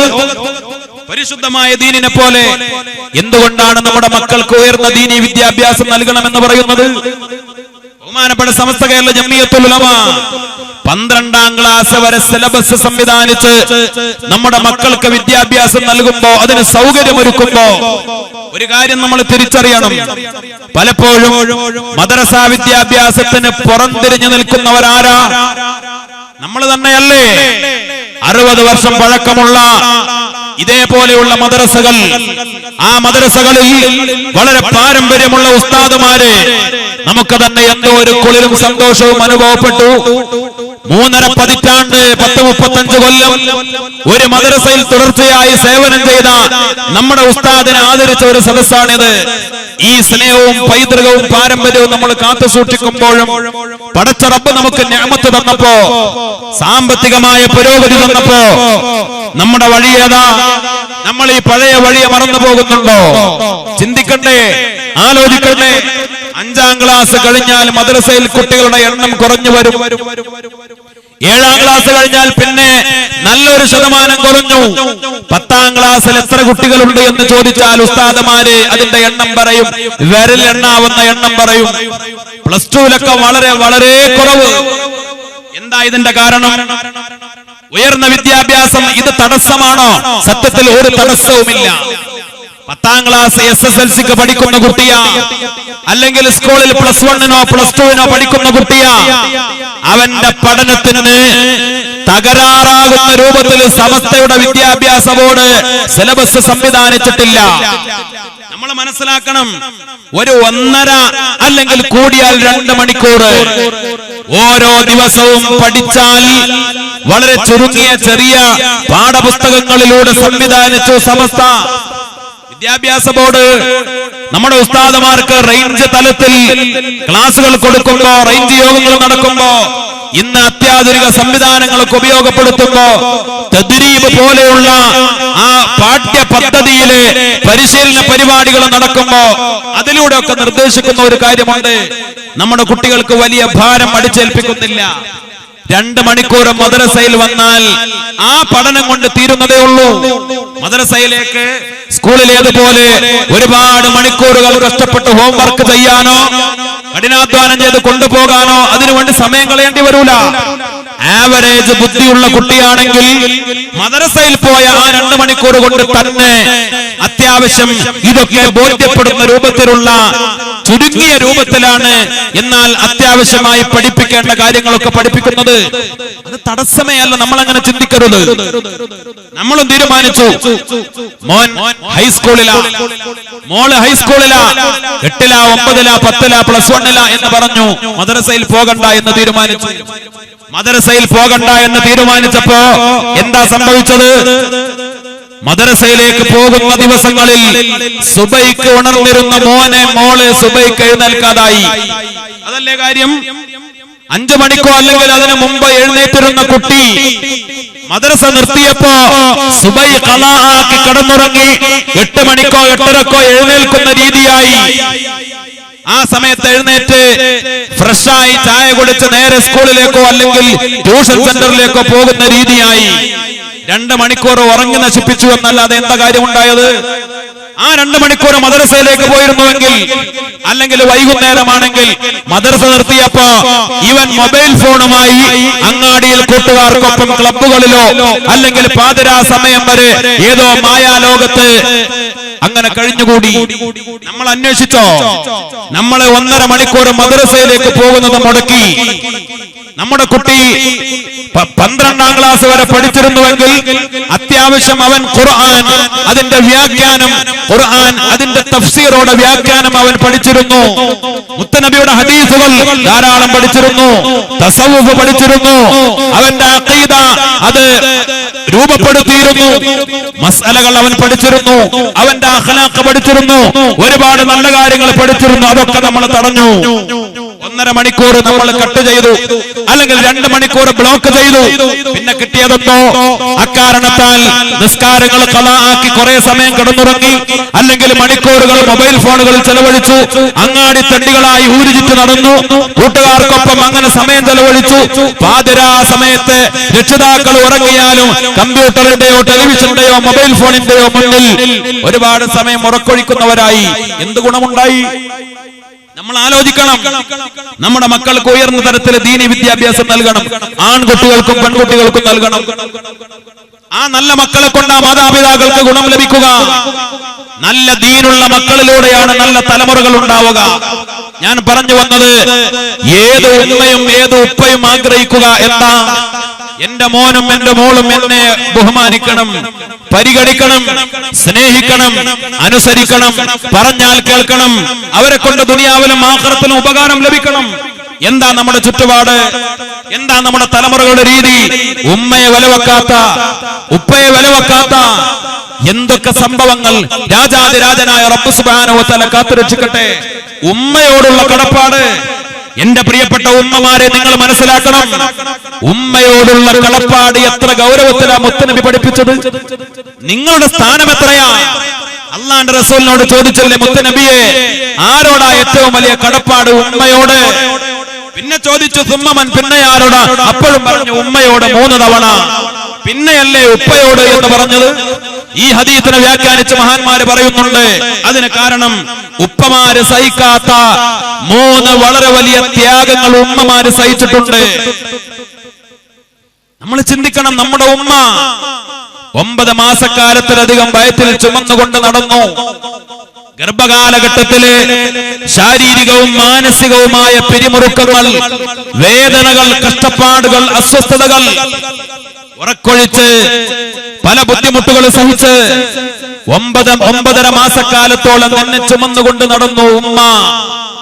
ഉപ്പ ആ ബുദ്ധിമുട്ട്, ആ ത്യാഗം സഹിച്ചിട്ടില്ല. ഗർഭകാലം നിനക്ക് വേണ്ടി. പിന്നെ രണ്ടാമത് മരണവേദന പോലെ അതിശക്തമായ വേദന സഹിച്ചുകൊണ്ട് നൊന്ത് പ്രസവിച്ചു, പേറ്റുനോവ് അനുഭവിച്ചു. അതും ഉപ്പാക്ക് അനുഭവിക്കേണ്ടി വന്നിട്ടില്ല. മൂന്നാമത് 2 കൊല്ലക്കാലം നിനക്ക് വേണ്ടി ഉറക്കൊഴിച്ചും രാവും പകലും നിനക്ക് വേണ്ടി നിന്നെ മുലയൂട്ടി, മുലകൊടിപ്രായം ആ കാലയളവ് ഒരു ഉമ്മ എത്ര ബഹുമാനത്തോടെ ആദരവോടെ താരാട്ടുപാടി നിന്നൊരു രാജകുമാരനെ പോലെ രാജകുമാരിയെ പോലെ നോക്കി വളർത്തിയത് അതും ഉപ്പ ചെയ്തിട്ടില്ല. അതുകൊണ്ട് ഉമ്മയോട് അല്ലാഹുവിന്റെ റസൂൽ പറഞ്ഞു, ഉമ്മമാരെ, മുത്തനബിയാ പറഞ്ഞത് നിങ്ങളുടെ കാലിന്റെ ചുവട്ടിലാണ് സ്വർഗമെന്ന്. അൽ ജന്നത്തു തഹ്ത അഖ്ദാമിൽ ഉമ്മഹാത്ത്, സ്വർഗത്തെ കൊണ്ടുപോയി വെച്ചത് നിങ്ങളുടെ കാൽക്കീഴിലാ, കാലിന്റെ ചുവട്ടിലാ മക്കൾക്ക്. ആ മുത്തനബി പഠിപ്പിച്ച ഹദീസുകൾ പഠിപ്പിക്കണ്ട എന്നാണോ നിങ്ങൾ തീരുമാനിക്കുന്നത്? നിങ്ങളോടുള്ള ആദരവും ബഹുമാനവും മക്കൾ പഠിക്കണ്ട എന്നോ? മദ്രസയിലേക്ക് പറഞ്ഞേക്കണ്ട, ദീനി വിദ്യാഭ്യാസം നൽകണ്ട നമ്മൾ തീരുമാനിച്ചപ്പോ റബ്ബ് പരീക്ഷിച്ചു. അത് കണ്ടില്ലേ? ഓരോ ദിവസവും പത്രങ്ങൾ വായിക്കുന്ന ഗതികെട്ട കഥകൾ എത്രയാ. ഒരാഴ്ച മുമ്പാണ് മുസ്ലിം കുടുംബത്തിലെ ഒരു പെൺകുട്ടി കല്യാണം നടക്കുകയാണ്. സിനിമ സ്റ്റൈലിലായി കല്യാണ ദിവസം ആ പെൺകുട്ടി കല്യാണത്തിന് വേണ്ടി ഏറ്റവും പുത്തൻ ഉടുപ്പുകളും പുത്തൻ വസ്ത്രങ്ങളും അണിഞ്ഞ് കല്യാണത്തിന്റെ അലങ്കാരങ്ങൾ നടത്തി. കല്യാണത്തിന് പിതാവ് വാങ്ങിക്കൊടുത്ത ഏറ്റവും പുതിയ സ്വർണ്ണാഭരണങ്ങൾ മുഴുവനും അണിഞ്ഞ് ഒരുങ്ങി നിൽക്കുന്ന പുതുമണവാട്ടിയെ സിനിമ സ്റ്റൈലിൽ കാമുകന്റെ കൂട്ടുകാര് ചാടിച്ചു കൊണ്ടുപോയി. ഈ ഉപ്പയെയും ഉമ്മയെയും വഷളാക്കി കാമുകന്റെ കൂടെ പോയത്. പോലീസ് പിടിച്ച് കോടതിയുടെ മുന്നിലെത്തിയപ്പോ ഞാൻ ഇവന്റെ കൂടെ പോകൂ എന്ന് ഉളുപ്പില്ലാതെ ഈ മോള് പറഞ്ഞത്. എന്റെ ഈ കുട്ടിക്ക് കൊടുത്തത് രക്ഷിതാക്കൾ ഭൗതിക വിദ്യാഭ്യാസം മാത്രം കൊടുത്തു. ഞങ്ങളൊക്കെ പലപ്പോഴും സങ്കടത്തിന്റെ കാഴ്ചകൾ കാണാറുണ്ട്. ട്രെയിനിലൊക്കെ യാത്ര ചെയ്യുമ്പോ, പല പ്രോഗ്രാമുകൾക്ക് പോകുമ്പോ, ഈ അടുത്ത മംഗലാപുരത്ത് വരുമ്പോ കണ്ട ഒരു കാഴ്ച, ട്രെയിനിൽ ഒരു ചെറുപ്പക്കാരൻ, 20 വയസ്സിന് ചോട്ടിലുള്ള ഒരു കുട്ടി, ഹിന്ദു മതക്കാരനാ. അവന്റെ നെറ്റിത്തടത്തിലെ കുറിയും അവന്റെ കയ്യിലെ ചരടുമൊക്കെ കാണുമ്പോ അവനെ കുറ്റപ്പെടുത്തുകയല്ല, അവന്റെ മതം, അവന്റെ മതവിശ്വാസം. ബർത്തിൽ അവൻ ഇരിക്കുന്നു, അവന്റെ മടിയിൽ തലവെച്ച് കിടക്കുന്നത് ഒരു മഫ്ത ധരിച്ച ഒരു പെൺകുട്ടിയാ. ആ മഫ്ത അവൾ ഊരി വെച്ചിട്ടില്ല. മഫ്ത ധരിച്ച ഒരു പെൺകുട്ടിയാണ്. രക്ഷിതാക്കൾക്ക് ന്യായം പറയാനുണ്ടാകും, ഒരുപക്ഷെ ഒരു ക്ലാസ്സിൽ പഠിക്കുന്നവരാ, ഒന്നിച്ച് പഠിക്കുന്നവരാ എന്ന്. എന്തിന്റെ ന്യായം? ഇത് അന്യമതക്കാരനായതുകൊണ്ട് ഞാൻ ബേജാറായി പറയുകയല്ല. അവിഹിത ബന്ധങ്ങൾക്ക് അത് അന്യമതസ്ഥനോ അല്ലെങ്കിൽ അകത്തുള്ളവനോ പുറത്തുള്ളവനോ എന്ന വ്യത്യാസമൊന്നുമില്ല. അവിഹിത ബന്ധവും വ്യഭിചാരവും തമ്മാടിത്തരങ്ങളും അത് വ്യാപിച്ചുകൊണ്ടിരിക്കുന്നു. ആരാധന കയറൂരി വിടുന്നത് നമ്മൾ തന്നെയാണ്. റെയിൽവേ സ്റ്റേഷനിൽ കൊണ്ടുപോയി യാത്ര അയക്കുന്നത് ആരുടെ കൂടെ പഠിക്കുന്ന മറ്റവന്റെ കൂടെ. പുതിയ സംസ്കാരങ്ങൾ നമ്മൾ തുറന്നു വെച്ചപ്പോ അതിന്റെ അപമാനം നമ്മൾ തന്നെ സഹിക്കേണ്ടി വരുന്നു. വിദ്യാഭ്യാസം വേണ്ട എന്ന് പറയുന്നില്ല. സമസ്ത കേരള ജംഇയ്യത്തുൽ ഉലമ നമ്മുടെ മക്കൾക്ക്, ആൺകുട്ടികൾക്കും പെൺകുട്ടികൾക്കും ഒക്കെ ഉയർന്ന വിദ്യാഭ്യാസം നൽകണമെന്ന് തീരുമാനിച്ച് അതിനുവേണ്ടി പ്രവർത്തിക്കുന്ന പ്രസ്ഥാനമാണ്. ബഹുമാനപ്പെട്ട ശൈഖുനാ കോട്ടുമൽ ഉസ്താദ് ഇവിടെ കടന്നു വരും, അല്ലാഹു തൗഫീഖ് ചെയ്യട്ടെ. ഇന്ന് കേരളത്തിലെ ഏറ്റവും ഉന്നതമായി അറിയപ്പെട്ട എഞ്ചിനീയറിംഗ് കോളേജുകളിൽ കോളേജ് വിദ്യാഭ്യാസ ബോർഡ്, പട്ടിക്കാട് ജാമ്യയും വിദ്യാഭ്യാസ ബോർഡും സംയുക്തമായി നടത്തുന്ന പട്ടിക്കാട്ടെ MBA എഞ്ചിനീയറിംഗ് കോളേജിൽ ആയിരക്കണക്കിന് കുട്ടികൾ പഠിച്ചുകൊണ്ടിരിക്കുന്നു. പെൺകുട്ടികളുണ്ട്, ആൺകുട്ടികളുണ്ട്, ഇതര മതസ്ഥരായ ആളുകളുണ്ട്. എല്ലാവർക്കും ഉന്നതമായ രൂപത്തിൽ ഡോക്ടർമാര് വേണം, എഞ്ചിനീയർമാര് വേണം, കളക്ടർമാര് വേണം, IAS-കാരുണ്ടാവണം. ഉന്നത വിദ്യാഭ്യാസ രംഗത്ത് നമ്മുടെ മക്കൾ ഉയരണം. അതിന് സമസ്ത പ്രവർത്തിക്കുന്നു. സമസ്ത വേണ്ട എന്ന് പറഞ്ഞിട്ടില്ല. പക്ഷേ നമ്മൾ ഗൗരവത്തിൽ ചിന്തിക്കണം. ദീനിയായ ബോധം അതിന് പ്രാധാന്യം കൊടുക്കണം. ദീനി വിദ്യാഭ്യാസം നമ്മുടെ മക്കൾക്കുണ്ടാവണം. ആൺകുട്ടികൾക്കും പെൺകുട്ടികൾക്കും ഉന്നതമായ പഠനത്തിന് അവസരം കൊടുക്കണം. സമസ്ത +2 തുടങ്ങാൻ തീരുമാനിക്കുമ്പോ പ്രധാനമായി അന്ന് ഉസ്താദുമാര് പെൺകുട്ടികളുടെ കാര്യ. പക്ഷേ ഇന്ന് +2 വരെ മദ്രസ നടക്കുമ്പോ എത്ര പെൺകുട്ടികൾ പഠിക്കാൻ വരുന്നുണ്ട്? എന്ത് ന്യായം പറഞ്ഞാലും ചില രക്ഷിതാക്കൾ പറയും, ഇത്ര മുതിർന്നലെ അവള് പിന്നെ മദ്രസയിലേക്ക് പറഞ്ഞേക്കുക. പർദ്ദ ധരിച്ച് യൂണിഫോം ധരിച്ച് നല്ല ദീനിയായ വേഷത്തിലെ മദ്രസയിലേക്ക് അവളെ പറഞ്ഞയക്കാൻ നമുക്ക് വിഷമം. ഏത് കോലം കെട്ട രൂപത്തിലും മറ്റുള്ള കോഴ്സുകളിലേക്ക് ആരുടെ കൂടെ വിടാനും നമുക്ക് മടിയുമില്ല. ഇതല്ലേ നമ്മുടെ സംസ്കാരം. ഞാൻ കുറ്റപ്പെടുത്തുകയല്ല, പക്ഷെ ഒരു കാര്യം ഗൗരവത്തിൽ മനസ്സിലാക്കണം. സമസ്ത അന്ന് തീരുമാനിച്ചു മദ്രസകൾ +2 വരെ ഉയർത്തണം. കാരണം വ്യാപകമായി പെൺകുട്ടികൾക്ക് ഉന്നത മതപഠനത്തിന് അവസരം കുറവാണ്. ആൺകുട്ടികളാണെങ്കിൽ ധാരാളം സ്ഥാപനങ്ങളുണ്ട്, അറബി കോളേജുകളുണ്ട്, പള്ളി ദർസുകളുണ്ട്. കിതാബുകൾ ഓതാൻ, ഖുർആൻ അർത്ഥം വെച്ച് വ്യാഖ്യാനത്തോടെ പഠിക്കാൻ, ഫത്ഹുൽ മുഈൻ ഓതാൻ, ഉന്നത തലത്തിൽ അവർക്ക് അത്യാവശ്യ കാര്യങ്ങൾ പഠിക്കാൻ ദർസിലേക്ക് പറഞ്ഞേക്കാം. എവിടെയും ഇഷ്ടം പോലെ അറബി കോളേജുകളുണ്ട്. 2 വിദ്യാഭ്യാസവും നൽകുന്ന ഒരുപാട് സംവിധാനങ്ങൾ. ദാറുൽ ഹുദയുടെ ഹുദവി കോളേജുകൾ, വാഫി കോളേജുകൾ, അതേപോലെ ജാമിയുടെ ജൂനിയർ കോളേജുകൾ, അതേപോലെ മറ്റ് നിരവധി അറബി കോളേജുകൾ, സ്ഥാപനങ്ങൾ, 2 വിദ്യാഭ്യാസവും സമന്വയിപ്പിച്ച് നൽകുന്ന ധാരാളം സ്ഥാപനങ്ങൾ. ഇവിടേക്ക് നമ്മുടെ കുട്ടികൾ, ആൺകുട്ടികളെ പറഞ്ഞേക്കാം. പെൺകുട്ടികൾക്ക് താരതമ്യേന കുറവാണ്. വഫിയ സ്ഥാപനം ഉണ്ട്, ദാറുൽ ഹുദ നടത്തുന്ന പെൺകുട്ടികളുടെ സ്ഥാപനമുണ്ട്, അതേപോലെ ജമിയത്തുൽ മുഅല്ലിമീൻ നടത്തുന്ന പെൺകുട്ടികൾക്ക് ചേളാരിയിലെ സ്ഥാപനമുണ്ട്, ബഹുമാനപ്പെട്ട ആലിക്കുട്ടി ഉസ്താദ് നടത്തുന്ന തിരുവക്കാട് പെൺകുട്ടികൾക്ക് ഉന്നത പഠനത്തിന് അവസരമുണ്ട്, KT മാനു മുസ്ലിയാർ സ്ഥാപിച്ച ദാറുൽ നജാ കരുവാരക്കുണ്ടിലുമുണ്ട്. ഇങ്ങനെ ഒറ്റപ്പെട്ട സ്ഥാപനങ്ങളെ ഉള്ളൂ. പക്ഷേ വ്യാപകമായി എല്ലാ നാട്ടിലും പെൺകുട്ടികൾക്ക് ഉന്നത പഠനത്തിന് അവസരം വേണം. അങ്ങനെയാണ് +2 തുടങ്ങാൻ തീരുമാനിക്കുന്നത്. പെൺകുട്ടികൾക്ക് ദീനീബോധം വേണ്ടേ? അവിടെയല്ലേ നല്ല മക്കൾ ഉണ്ടാവുക, അവിടെയല്ലേ നല്ല തലമുറകൾ ഉണ്ടാവുക, അവിടെയല്ലേ മാതാപിതാക്കളെ ബഹുമാനിക്കുന്ന മാതൃകാപരമായ കുടുംബങ്ങൾ ഉണ്ടാവുക. നമ്മൾ ആലോചിക്കണം, ചിന്തിക്കണം. ഈ മദ്രസ കേവലം 3 ദിവസത്തെ 60ാം വാർഷികത്തോട് അവസാനിക്കുന്ന ഒരു രീതിയാവരുത്. നമ്മുടെ മദ്രസ ഇനിയും ഒരുപാട് എന്തൊക്കെ പുതിയ പദ്ധതികൾ സമസ്ത കേരള ജംഇയ്യത്തുൽ ഉലമ കാലികമായി തുടങ്ങുന്ന എന്തൊക്കെ പുതിയ പദ്ധതികളും പുരോഗതികളും ഉണ്ടോ അതൊക്കെ ഇൻഷാ അല്ലാഹ് നമ്മുടെ മദ്രസയിലും കൊണ്ടുവരണം. നമ്മുടെ മദ്രസയിലെ ഉയർന്ന ക്ലാസുകളിൽ ധാരാളം കുട്ടികൾ നമ്മുടെ നാട്ടിലെ ആൺകുട്ടികളും പെൺകുട്ടികളും ഒക്കെ പഠിക്കണം. പ്രത്യേകിച്ച് ഞാൻ ഓർമ്മപ്പെടുത്തുന്നത്, ഈ സദസ്സിൽ എന്റെ മുന്നിലുള്ള പുരുഷന്മാരെക്കാൾ ധാരാളം സ്ത്രീകളാണ് ഇവിടെയുള്ളത് എന്നറിയാം. അതുകൊണ്ടാണ് പറയുന്നത്, നമ്മുടെ പെൺമക്കൾക്ക് ദീനിയായ ബോധമുണ്ടാകണം. അൽ ഉമ്മ മദ്രസത്തുൽ അവ്വൽ. ഉമ്മയാണ് ആദ്യത്തെ പാഠശാല. ഉമ്മയുടെ മടിത്തട്ടാണ് നമ്മുടെ ആദ്യത്തെ മദ്രസ, അല്ലേ? നമ്മളൊക്കെ ദീനിന്റെ അടിസ്ഥാനപരമായ കാര്യങ്ങളൊക്കെ പഠിച്ചത് ഉമ്മയിൽ നിന്നാണ്. ലാ ഇലാഹ ഇല്ലല്ലാഹ്, ആ ഏറ്റവും പുണ്യമായ കലിമ, അത് ചൊല്ലാൻ നമുക്ക് പഠിപ്പിച്ചു തന്നതാരാ? മദ്രസയിലെ ഉസ്താദാണോ? അല്ലല്ലോ. നമ്മളൊക്കെ ദീനിന്റെ അടിത്തറയായ ലാ ഇലാഹ ഇല്ലല്ലാഹ് അത് ചൊല്ലാൻ നമ്മെ പഠിപ്പിച്ചത് ഉമ്മയാണ്. അല്ലാഹുവിനെ പരിചയപ്പെടുത്തിയത് ഉമ്മയാണ്. നമ്മുടെ നബിയാരാ? ഉമ്മയാണ് പഠിപ്പിച്ചു തന്നത്. ദീനിന്റെ കാര്യങ്ങളൊക്കെ ഉമ്മയാ അതിന്റെ അടിത്തറ പഠിപ്പിച്ചു തന്നത്. നിസ്കരിക്കാൻ പഠിപ്പിച്ചത് ആരാ? ഉമ്മയാ. ഉമ്മ നിസ്കരിക്കുന്നത് കണ്ട് ഉമ്മയോടൊപ്പം നിസ്കരിച്ച് അങ്ങനെയാ നിസ്കാരം പഠിച്ചത്. പിന്നെ അതിന്റെ ഷർത്തും ഫർളും അതിന്റെ നിയമങ്ങളൊക്കെ മദ്രസയിൽ വന്ന് കൃത്യമായി പഠിച്ചു. എന്നാലും അതിന്റെയൊക്കെ തുടക്കം ആദ്യത്തെ പാഠശാല ഉമ്മയാ. ആ ഉമ്മമാർക്ക് കൂടുതൽ ദീനി വിദ്യാഭ്യാസം ഉണ്ടാവണ്ടേ? അപ്പോഴല്ലേ മക്കൾ നന്നാവുക.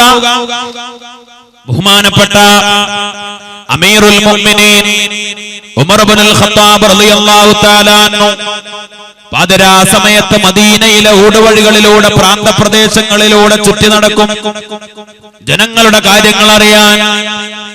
അതിലൂടെ ഒരുപാട് പാഠങ്ങൾ, അത്ഭുതങ്ങൾ സമൂഹത്തിന് ഉമർ ഇബ്നുൽ ഖത്താബ് റളിയല്ലാഹു തആല അൻഹു സമർപ്പിച്ചു. ഒരു ദിവസം ഉമർ റളിയല്ലാഹു അൻഹു അങ്ങനെ സഞ്ചരിക്കുമ്പോ ഒരു ചെറിയ ചെറ്റക്കുടിലിൽ നിന്ന് മോളെ എഴുന്നേൽക്ക്, പാലിൽ വെള്ളം ചേർക്ക്. ഒരു ഉമ്മ മോളെ വിളിച്ചെഴുന്നേൽപ്പിക്കുകയാ. പാതിരാ സമയത്ത് മോളെ എഴുന്നേൽക്ക്, പാലിൽ വെള്ളം ചേർക്ക്. മോള് പറഞ്ഞു, ഉമ്മ അത് പാടില്ല ഉമ്മ. അത് പാലിൽ വെള്ളം ചേർക്കുന്നത്, ഭക്ഷണത്തിൽ മായം ചേർക്കുന്നത് അത് വലിയ മോശമാണ്, തെറ്റാണുമ്മ. നമ്മുടെ ഭരണാധികാരി മഹാനായ അമീറുൽ മുഅ്മിനീൻ ഉമർ ഇബ്നുൽ ഖത്താബ് റളിയല്ലാഹു അൻഹു വലിയ ശിക്ഷയാണ് അതിന് പ്രഖ്യാപിച്ചിട്ടുള്ളത് ഉമ്മ. അപ്പോൾ ഉമ്മ പറഞ്ഞു, മോളെ നീ എന്താ പറയുന്നത്? അങ്ങകല മദീന പള്ളിയില് നമ്മളിവിടെ ഇങ്ങ് ദൂരത്ത് ഉമർ ഇബ്നുൽ ഖത്താബ് അമീറുൽ മുഅ്മിനീൻ എവിടെ? ഈ പാതിരാ സമയത്ത് ഭരണാധികാരി കാണുമോ അറിയുമോ? നമ്മുടെ നിവൃത്തികേട് കൊണ്ടല്ലേ, നമ്മുടെ കഷ്ടപ്പാട് കൊണ്ടല്ലേ, നാളെ അങ്ങാടിയിൽ കൊണ്ടുപോയി വിറ്റാൽ കൂടുതൽ പണം കിട്ടാനല്ലേ. മോളെ നീ എഴുന്നേൽക്ക്, പാലിൽ വെള്ളം ചേർക്ക്. അപ്പോൾ ഈ പൊന്നുമോള് പറഞ്ഞു, ഉമ്മ, ഭരണാധികാരി ഉമർ റളിയല്ലാഹു അൻഹു ഉറങ്ങിക്കിടന്നാലും, എല്ലാ ജനങ്ങളും ഉറങ്ങിക്കിടന്നാലും ഭരണാധികാരിയുടെ ശിക്ഷ മാത്രം ഭയപ്പെട്ടുകൊണ്ടല്ല നമ്മൾ ഈ ചെയ്യുന്നത് തെറ്റാണല്ലോ ഉമ്മ. ഇത് പടച്ച റബ്ബ് കാണുന്നുണ്ടല്ലോ. എല്ലാവരും ഉറങ്ങിയാലോ ഉറങ്ങാത്ത, തൂങ്ങി ഉറക്കം പോലും ബാധിക്കാത്ത രാജാതിരാജനായ റബ്ബ് അല്ല കാണുന്നില്ലേ ഉമ്മ? പടച്ച റബ്ബ് കേൾക്കുന്നില്ലേ ഉമ്മ? അല്ല അറിയൂലേ ഉമ്മ? പടച്ച റബ്ബിന്റെ കോടതിയിൽ ഉത്തരം പറയേണ്ടി വരൂലേ ഉമ്മ? അതുകൊണ്ട് പൊന്നുമ്മ, നമുക്കത് ചെയ്യണ്ട ഉമ്മ എന്ന് പറഞ്ഞുകൊണ്ട് ഉമ്മയെ പിന്തിരിപ്പിച്ച പൊന്നുമോൾ മഹാനായ ഉമർ ഇബ്നുൽ ഖത്താബ് റളിയല്ലാഹു തആല അൻഹു വളരെ സന്തോഷിച്ചു. നേരം പുലർന്നു, മക്കളെ വിളിച്ചു. മഹാനായ ഉമർ റളിയല്ലാഹു അൻഹു സ്വന്തം മക്കളെ വിളിച്ചു വരുത്തി. എന്നിട്ട് പറഞ്ഞു, മക്കളെ, ഞാൻ നല്ല ഒരു പെൺകുട്ടിയെ കണ്ടെത്തിയിട്ടുണ്ട്. നിങ്ങൾ ആരെങ്കിലും അവളെ കല്യാണം കഴിക്കുമോ? സുബ്ഹാനല്ലാഹ്, ആ പൊന്നുമോളുടെ മുഖത്തിന്റെ സൗന്ദര്യം മഹാനായ ഉമർ റളിയല്ലാഹു അൻഹു കണ്ടതല്ല. ഞാനൊരു പെൺകുട്ടിയെ കണ്ടെത്തിയിട്ടുണ്ട് എന്ന് പറയുമ്പോ, മക്കൾക്ക് വിവാഹാലോചന നടത്തുമ്പോ, ഞാൻ കടയിൽ നിന്ന്, അങ്ങാടിയിൽ നിന്ന്, വാഹനത്തിൽ നിന്ന്, വഴിയരികിൽ നിന്ന് ഒരു സുന്ദരിയെ ഞാൻ കണ്ടു എന്നല്ല പറയുന്നത്. ഞാൻ മഹാനായ ഉമർ റളിയല്ലാഹു അൻഹു കണ്ടെത്തിയ പെൺകുട്ടിയുടെ മുഖത്തിന്റെ സൗന്ദര്യമല്ല, നല്ലൊരു പെൺകുട്ടിയെ ഞാൻ കണ്ടെത്തിയെന്ന് പറയുന്നത്. സൗന്ദര്യമല്ല നോക്കിയത്, തറവാടല്ല നോക്കിയത്. കാരണം ഒരു ചെറ്റക്കുടിൽ ഒരു ഉമ്മയും മോളും. സമ്പത്തല്ല നോക്കിയത്, പണമല്ല നോക്കിയത്. കാരണം അത് പണമില്ലാത്ത ദാരിദ്ര്യത്തിന്റെ പടുകുഴിയിലായതുകൊണ്ടാ ഇങ്ങനെ വെള്ളം ചേർത്ത് പാൽ വിൽക്കാൻ ശ്രമിക്കുന്നത്. പണമല്ല, തറവാടല്ല, സൗന്ദര്യമല്ല, ഒന്ന് മാത്രമാണ് മഹാനായ ഉമർ റളിയല്ലാഹു അൻഹു നോക്കിയത്. ദീനുള്ള ഒരു പെൺകുട്ടി, പടച്ചവനെ പേടിക്കുന്ന ഒരു പെൺകുട്ടി, ഏത് രഹസ്യത്തിലും പരസ്യത്തിലും ഏത് ഘട്ടത്തിലും പടച്ച റബ്ബിനെ പേടിക്കുന്ന, തഖ്വയുള്ള, സൽസ്വഭാവമുള്ള നല്ല ഒരു പെൺകുട്ടി മഹാനായ ആസിം റളിയല്ലാഹു അൻഹു, ഉമർ ഇബ്നുൽ ഖത്താബ് റളിയല്ലാഹു അൻഹുവിന്റെ മകൻ ആസിം റളിയല്ലാഹു അൻഹു പറഞ്ഞു, ഉപ്പാ, അങ്ങ് കണ്ടെത്തിയവളെ ഞാൻ കല്യാണം കഴിച്ചുകൊള്ളാം. വിവാഹാലോചന നടത്തി. ആ കൊച്ചുകുടിലേക്ക് പകൽ സമയത്ത് കയറി ചെന്ന ഉമ്മയോട് അമീറുൽ മുഅ്മിനീന്റെ മകൻ ആസിം റളിയല്ലാഹു അൻഹുവിന് വിവാഹാലോചന നടത്തുകയാ. ആ ഉമ്മ അത്ഭുതപ്പെടുകയാ. ഈ വീട്ടിലേക്ക്, കൊച്ചുകൂരയിലേക്ക് മരുമകനായി കടന്നു വരുന്നത് അമീറുൽ മുഅ്മിനീന്റെ മകനോ. സുബ്ഹാനല്ലാഹ്, ആസിം റളിയല്ലാഹു അൻഹു ആ പൊന്നുമോളെ കല്യാണം കഴിച്ചു. ലൈല എന്ന പേരുള്ള പെൺകുട്ടിയെ കല്യാണം കഴിച്ചു. ആസിം, ലൈല റളിയല്ലാഹു അൻഹുമാ, ആ ദാമ്പത്യ വല്ലരിയില് അവർക്കൊരു പെൺകുട്ടി ജനിച്ചു. അവൾക്കൊരു മോളുണ്ടായി. അതിൽ അവർക്ക് മറ്റൊരു പെൺകുട്ടി, പേരക്കുട്ടിയായ ഒരു പെൺകുട്ടി പറഞ്ഞു. ആ പരമ്പരയിലാണ് മഹാനായ രണ്ടാം ഉമർ എന്ന ചരിത്രത്തിൽ അറിയപ്പെട്ട ഉമർ ഇബ്നു അബ്ദുൽ അസീസ് റളിയല്ലാഹു അൻഹു ജനിച്ചത്. ഉമർ ഇബ്നു അബ്ദുൽ അസീസ് റളിയല്ലാഹു അൻഹു വലിയ മഹാനായി. ഉമർ ഇബ്നു അബ്ദുൽ അസീസ് റളിയല്ലാഹു അൻഹു മാതൃകാ ഭരണാധികാരിയായി. സാഹിദീങ്ങളുടെ നേതാവ്, സയ്യിദു സാഹിദീൻ എന്നറിയപ്പെട്ടു. ഒരുപാട് മഹാത്ഭുതങ്ങൾ ജീവിതത്തിലും മരിക്കുന്ന നേരത്തും മരണത്തിന് ശേഷവും ഏറ്റവും കൂടുതൽ ലോക ചരിത്രത്തിൽ അറിയപ്പെട്ട മഹാന്മാരുടെ കൂട്ടത്തിൽ ഉമർ ഇബ്നു അബ്ദുൽ അസീസ് റളിയല്ലാഹു അൻഹു ഏറ്റവും ഔന്നത്യത്തിൽ അറിയപ്പെട്ടു. എന്തുകൊണ്ടാണ് ഉമർ ഇബ്നു അബ്ദുൽ അസീസ് റളിയല്ലാഹു അൻഹു മഹാനായത്? ഈ ചരിത്രം ഉമർ റളിയല്ലാഹു അൻഹുവിന്റെ ചരിത്ര രേഖകളിൽ കാണാം. അതോടൊപ്പം തന്നെ ഏറ്റവും പ്രാധാന്യത്തിൽ ഉമർ ഇബ്നു അബ്ദുൽ അസീസ് റളിയല്ലാഹു അൻഹുവിന്റെ ചരിത്രം പറഞ്ഞ മഹാന്മാർ. എന്തുകൊണ്ടാണ് ഉമർ ഇബ്നു അബ്ദുൽ അസീസ് റളിയല്ലാഹു അൻഹു മഹാനായത്? അതിന് കാരണം പറഞ്ഞു, അവരുടെ ഉമ്മ നന്നായി. ഉമ്മ നന്നായി. എന്തേ കാരണം? അവരുടെ ഉമ്മ നന്നായി. ഉമ്മ നന്നായി. എന്തേ കാരണം? അവരുടെ ഉമ്മ നന്നായി. അതിനെന്തേ കാരണം? അവരുടെ ഉമ്മ നന്നായി. ഈ തഖ്വയുള്ള, പടച്ചവനെ പേടിച്ച, ദീനീ ബോധമുള്ള ലൈല എന്ന് പറയുന്ന പെൺകുട്ടിയുടെ പരമ്പരയിലാണ് ആ മാതാക്കളാ ഉമ്മമാര്. അവരാണ് മഹാനായ ഉമർ ഇബ്നു അബ്ദുൽ അസീസ് റളിയല്ലാഹു അൻഹുവിനെ വളർത്തിയത്. സ്വഭാവങ്ങൾ, സംസ്കാരങ്ങൾ രൂപപ്പെടുത്തിയത് ഉമ്മമാർക്ക് തന്നെയാണ് ഏറ്റവും വലിയ പങ്ക്. മഹാന്മാരായി. قد قمت بالصدق والإخلاص والزهد والاجتهاد وفي الوعد والعهد. ബഹുമാനപ്പെട്ട ഖുതുബുൽ അഖ്താബ് ഗൗസുൽ ആലം അബ്ദുൽ ഖാദിർ ജീലാനി ഖദ്ദസല്ലാഹു സിർറുൽ അസീസ് മഹാനവറുകളെ, അങ്ങയുടെ നിലപാടുകൾ ഖദ് ഖുംത ബിസ്സുദ്ഖി വൽ ഇഖ്ലാസി വസ്സുഹദി വൽ ഇജ്തിഹാദി. നോക്ക്, സത്യസന്ധത, സുഹൃദ്, പ്രപഞ്ചത്യാഗം, പരിത്യാഗം, നിഷ്കളങ്കത, ഇഖ്ലാസ്, സാമൂഹ്യമായ ഇടപെടലുകളിൽ വളരെ കൃത്യമായ വിശ്വസ്തത, കരാറ് പൂർത്തീകരണം, വ്യക്തിപരമായി, കുടുംബപരമായി, സാമൂഹ്യപരമായി ഏറ്റവും നല്ല വിശുദ്ധമായ സ്വഭാവങ്ങൾ, സംസ്കാരങ്ങൾ, നിലപാടുകൾ, അതൊക്കെ അങ്ങേക്കുണ്ടായിരുന്നു. മഹാനായ ഗൗസുൽ ആലം തങ്ങളെ ആ നിലപാടുകളാണ്, ആ വിശുദ്ധമായ ജീവിതമാണ് അങ്ങ് മുഖേന ഒരുപാട് ആളുകൾ ദീനിലേക്ക് കടന്നു വരാൻ, ലക്ഷക്കണക്കിന് ആളുകൾ നന്നാവാൻ അതിനൊക്കെ കാരണമായത്. മഹാനവറുകൾ തന്നെ പറഞ്ഞല്ലോ, ഞാൻ മുഖേന ആദ്യം നന്നായത് ഹമദാനിലെ കാട്ടിലെ കൊടുങ്കാട്ടിലെ 60 ആളുകൾ ഉൾക്കൊള്ളുന്ന ഒരു കൊള്ള സംഘമാ. മഹാനവറുകൾ അന്ന് ഗൗസുൽ ആലം ആയിട്ടില്ല, മുഹിയുദ്ദീൻ ശൈഖ് എന്ന പദവിയിലേക്ക് എത്തിയിട്ടില്ല, ഖുതുബുൽ അഖ്താബ് ആയിട്ടില്ല. അബ്ദുൽ ഖാദിർ എന്ന പേരുള്ള പൊന്നുമോൻ മുതഅല്ലിമായി ബഗ്ദാദിലേക്ക് ഓതാൻ ഉസ്താദുമാരുടെ മുന്നിലേക്ക് ഉമ്മ പറഞ്ഞയച്ചതാ. ഒരു കച്ചവട സംഘത്തിന്റെ കൂടെ ഹമദാനിലെ കൊടുങ്കാട്ടിലെ കൊള്ളക്കാര് പിടികൂടി. അവിടെ സത്യം പറഞ്ഞു. നമുക്കറിയാലോ ചരിത്രം. സത്യം പറഞ്ഞു. സത്യത്തിൽ അവിടെ എന്തെങ്കിലും ഒരു ചെറിയ നുണ പറഞ്ഞാൽ കൊള്ളക്കാർക്ക് അത് കണ്ടുപിടിക്കാൻ കഴിയില്ലായിരുന്നു. കുപ്പായത്തിന്റെ ഉള്ളിൽ വളരെ രഹസ്യമായി തുന്നിപ്പിടിപ്പിച്ച നാണയത്തുട്ടുകൾ. എന്താ നിന്റെ കയ്യിലുള്ളത് എന്ന് ചോദിച്ചപ്പോ, ഇത് ഉമ്മ എന്റെ കുപ്പായത്തിൽ ഇവിടെ പണം തുന്നിപ്പിടിപ്പിച്ച് വെച്ചിട്ടുണ്ട്. സത്യം തുറന്നു പറഞ്ഞു കാണിച്ചു കൊടുത്തു.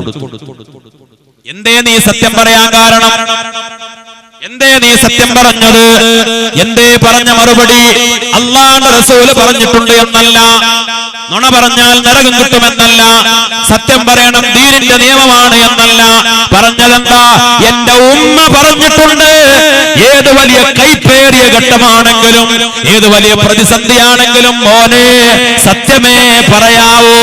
നിന്റെ നാക്കിലും നിന്റെ വാക്കിലും നിന്റെ നോക്കിലും നിന്റെ പെരുമാറ്റത്തിലും ചിന്തയിലും സിദ്ഖ്, സത്യസന്ധത ഉമ്മയുടെ ശക്തമായ വസിയത്താണ്.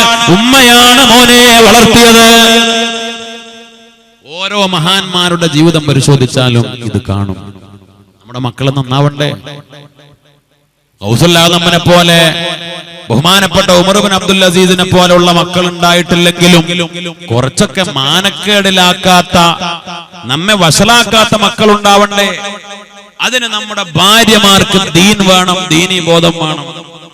ഞാൻ ഓർമ്മപ്പെടുത്താം, നമ്മള് എല്ലാ യുവാക്കളും എല്ലാ രക്ഷിതാക്കളും തീരുമാനിച്ചു, നമ്മുടെ ചെറുപ്പക്കാർക്ക്, നമ്മുടെ യുവാക്കൾക്ക് കല്യാണാലോചന നടത്തുമ്പോ +2 പാസ്സായ പെൺകുട്ടിയെ കല്യാണം കഴിക്കൂ എന്ന് തീരുമാനിച്ചാൽ, ഇപ്പൊ നമ്മുടെ പെൺകുട്ടികളൊക്കെ നമ്മൾ പഠിപ്പിക്കുന്നു സ്കൂളിലെ +2നും ഡിഗ്രിക്കും PGക്കും ഒക്കെ പഠിപ്പിക്കും.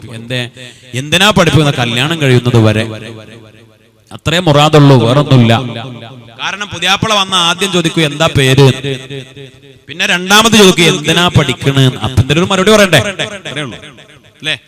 ഒറ്റ പുതിയാപ്പിളയും മദ്രസയിൽ എത്ര പഠിച്ചു എന്ന് ചോദിക്കാറില്ല എന്ന് പറയുന്നില്ല, പക്ഷെ മിക്കവാറും അല്ലേ ചോദിക്കാറില്ല. അതാരും പരിഗണിക്കുന്നില്ല.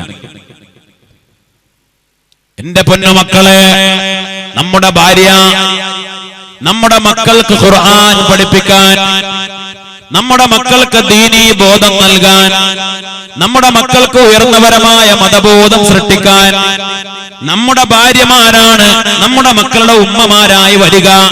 അപ്പൊ നമ്മൾ തീരുമാനിച്ചാൽ നമ്മുടെ കെട്ടാൻ പോകുന്ന ഭാര്യ അല്ലെങ്കിൽ നമ്മുടെ മക്കൾക്ക് കെട്ടിച്ചു കൊടുക്കാൻ പോകുന്ന മരുമക്കള് മദ്രസയിൽ +2 വരെയെങ്കിലും പഠിച്ചവരായിരിക്കണമെന്ന് എല്ലാവരും തീരുമാനിച്ചാൽ, എന്നാ പിന്നെ എല്ലാ മദ്രസയിലും +2 ഉണ്ടാവും, +2ല് ധാരാളം കുട്ടികളും ഉണ്ടാവും. നമുക്കിത് വേണോ വേണ്ടേ? അവിടെയാണ് ചോദ്യം, അതാണ് വിഷയം. ആവശ്യക്കാരാരാ? അവിടെയാ കാര്യം. അള്ളാഹു വിജയിപ്പിക്കട്ടെ, പടച്ച റബ്ബ് വിജയിപ്പിക്കട്ടെ. 60ാം വാർഷികം കഴിയുമ്പോ പ്രത്യേകിച്ച് ഇവിടെ ധാരാളം യുവാക്കളും കുട്ടികളും പുതിയ തലമുറകളും ഉണ്ടല്ലോ. നമ്മുടെ മദ്രസ അതിനനുസരിച്ച് ഉയർത്താൻ അള്ളാഹു തൗഫീഖ് ചെയ്യട്ടെ. ബഹുമാനപ്പെട്ട സമസ്ത അതിനനുസരിച്ച് ഒരുപാട് തീരുമാനങ്ങളുമായി മുന്നോട്ട് പോകുന്നുണ്ട്. ഇപ്പോൾ നമുക്കറിയാമല്ലോ, അൽ ബിർ എന്ന് പറയുന്ന ഏറ്റവും നൂതനമായ ഒരു പദ്ധതിയോടെ ഇളം പ്രായത്തിലെ നഴ്സറി പ്രായത്തിലെ കുട്ടികൾക്ക് ദീനീ ബോധത്തോടെ അവരെ വളർത്തിക്കൊണ്ടുവരാൻ വളരെ വിപുലമായ ഒരു പദ്ധതിയാണ് സമസ്ത ആവിഷ്കരിച്ചിട്ടുള്ളത്. അൽ ബിർ, അല്ലാഹു വിജയിപ്പിക്കട്ടെ. ബഹുമാനപ്പെട്ട ശൈഖുനാ കോട്ടുമല ഉസ്താദ് കഴിഞ്ഞ ദിവസം അതിന്റെ സംസ്ഥാന തലത്തിലുള്ള അതിന്റെ ഉന്നതമായ അഡ്മിനിസ്ട്രേറ്റീവ് ഓഫീസിന്റെ ഉദ്ഘാടനം വരക്കൽ അതിന്റെ ഉദ്ഘാടന കർമ്മം നിർവഹിച്ചു. അല്ലാഹു വിജയിപ്പിക്കട്ടെ.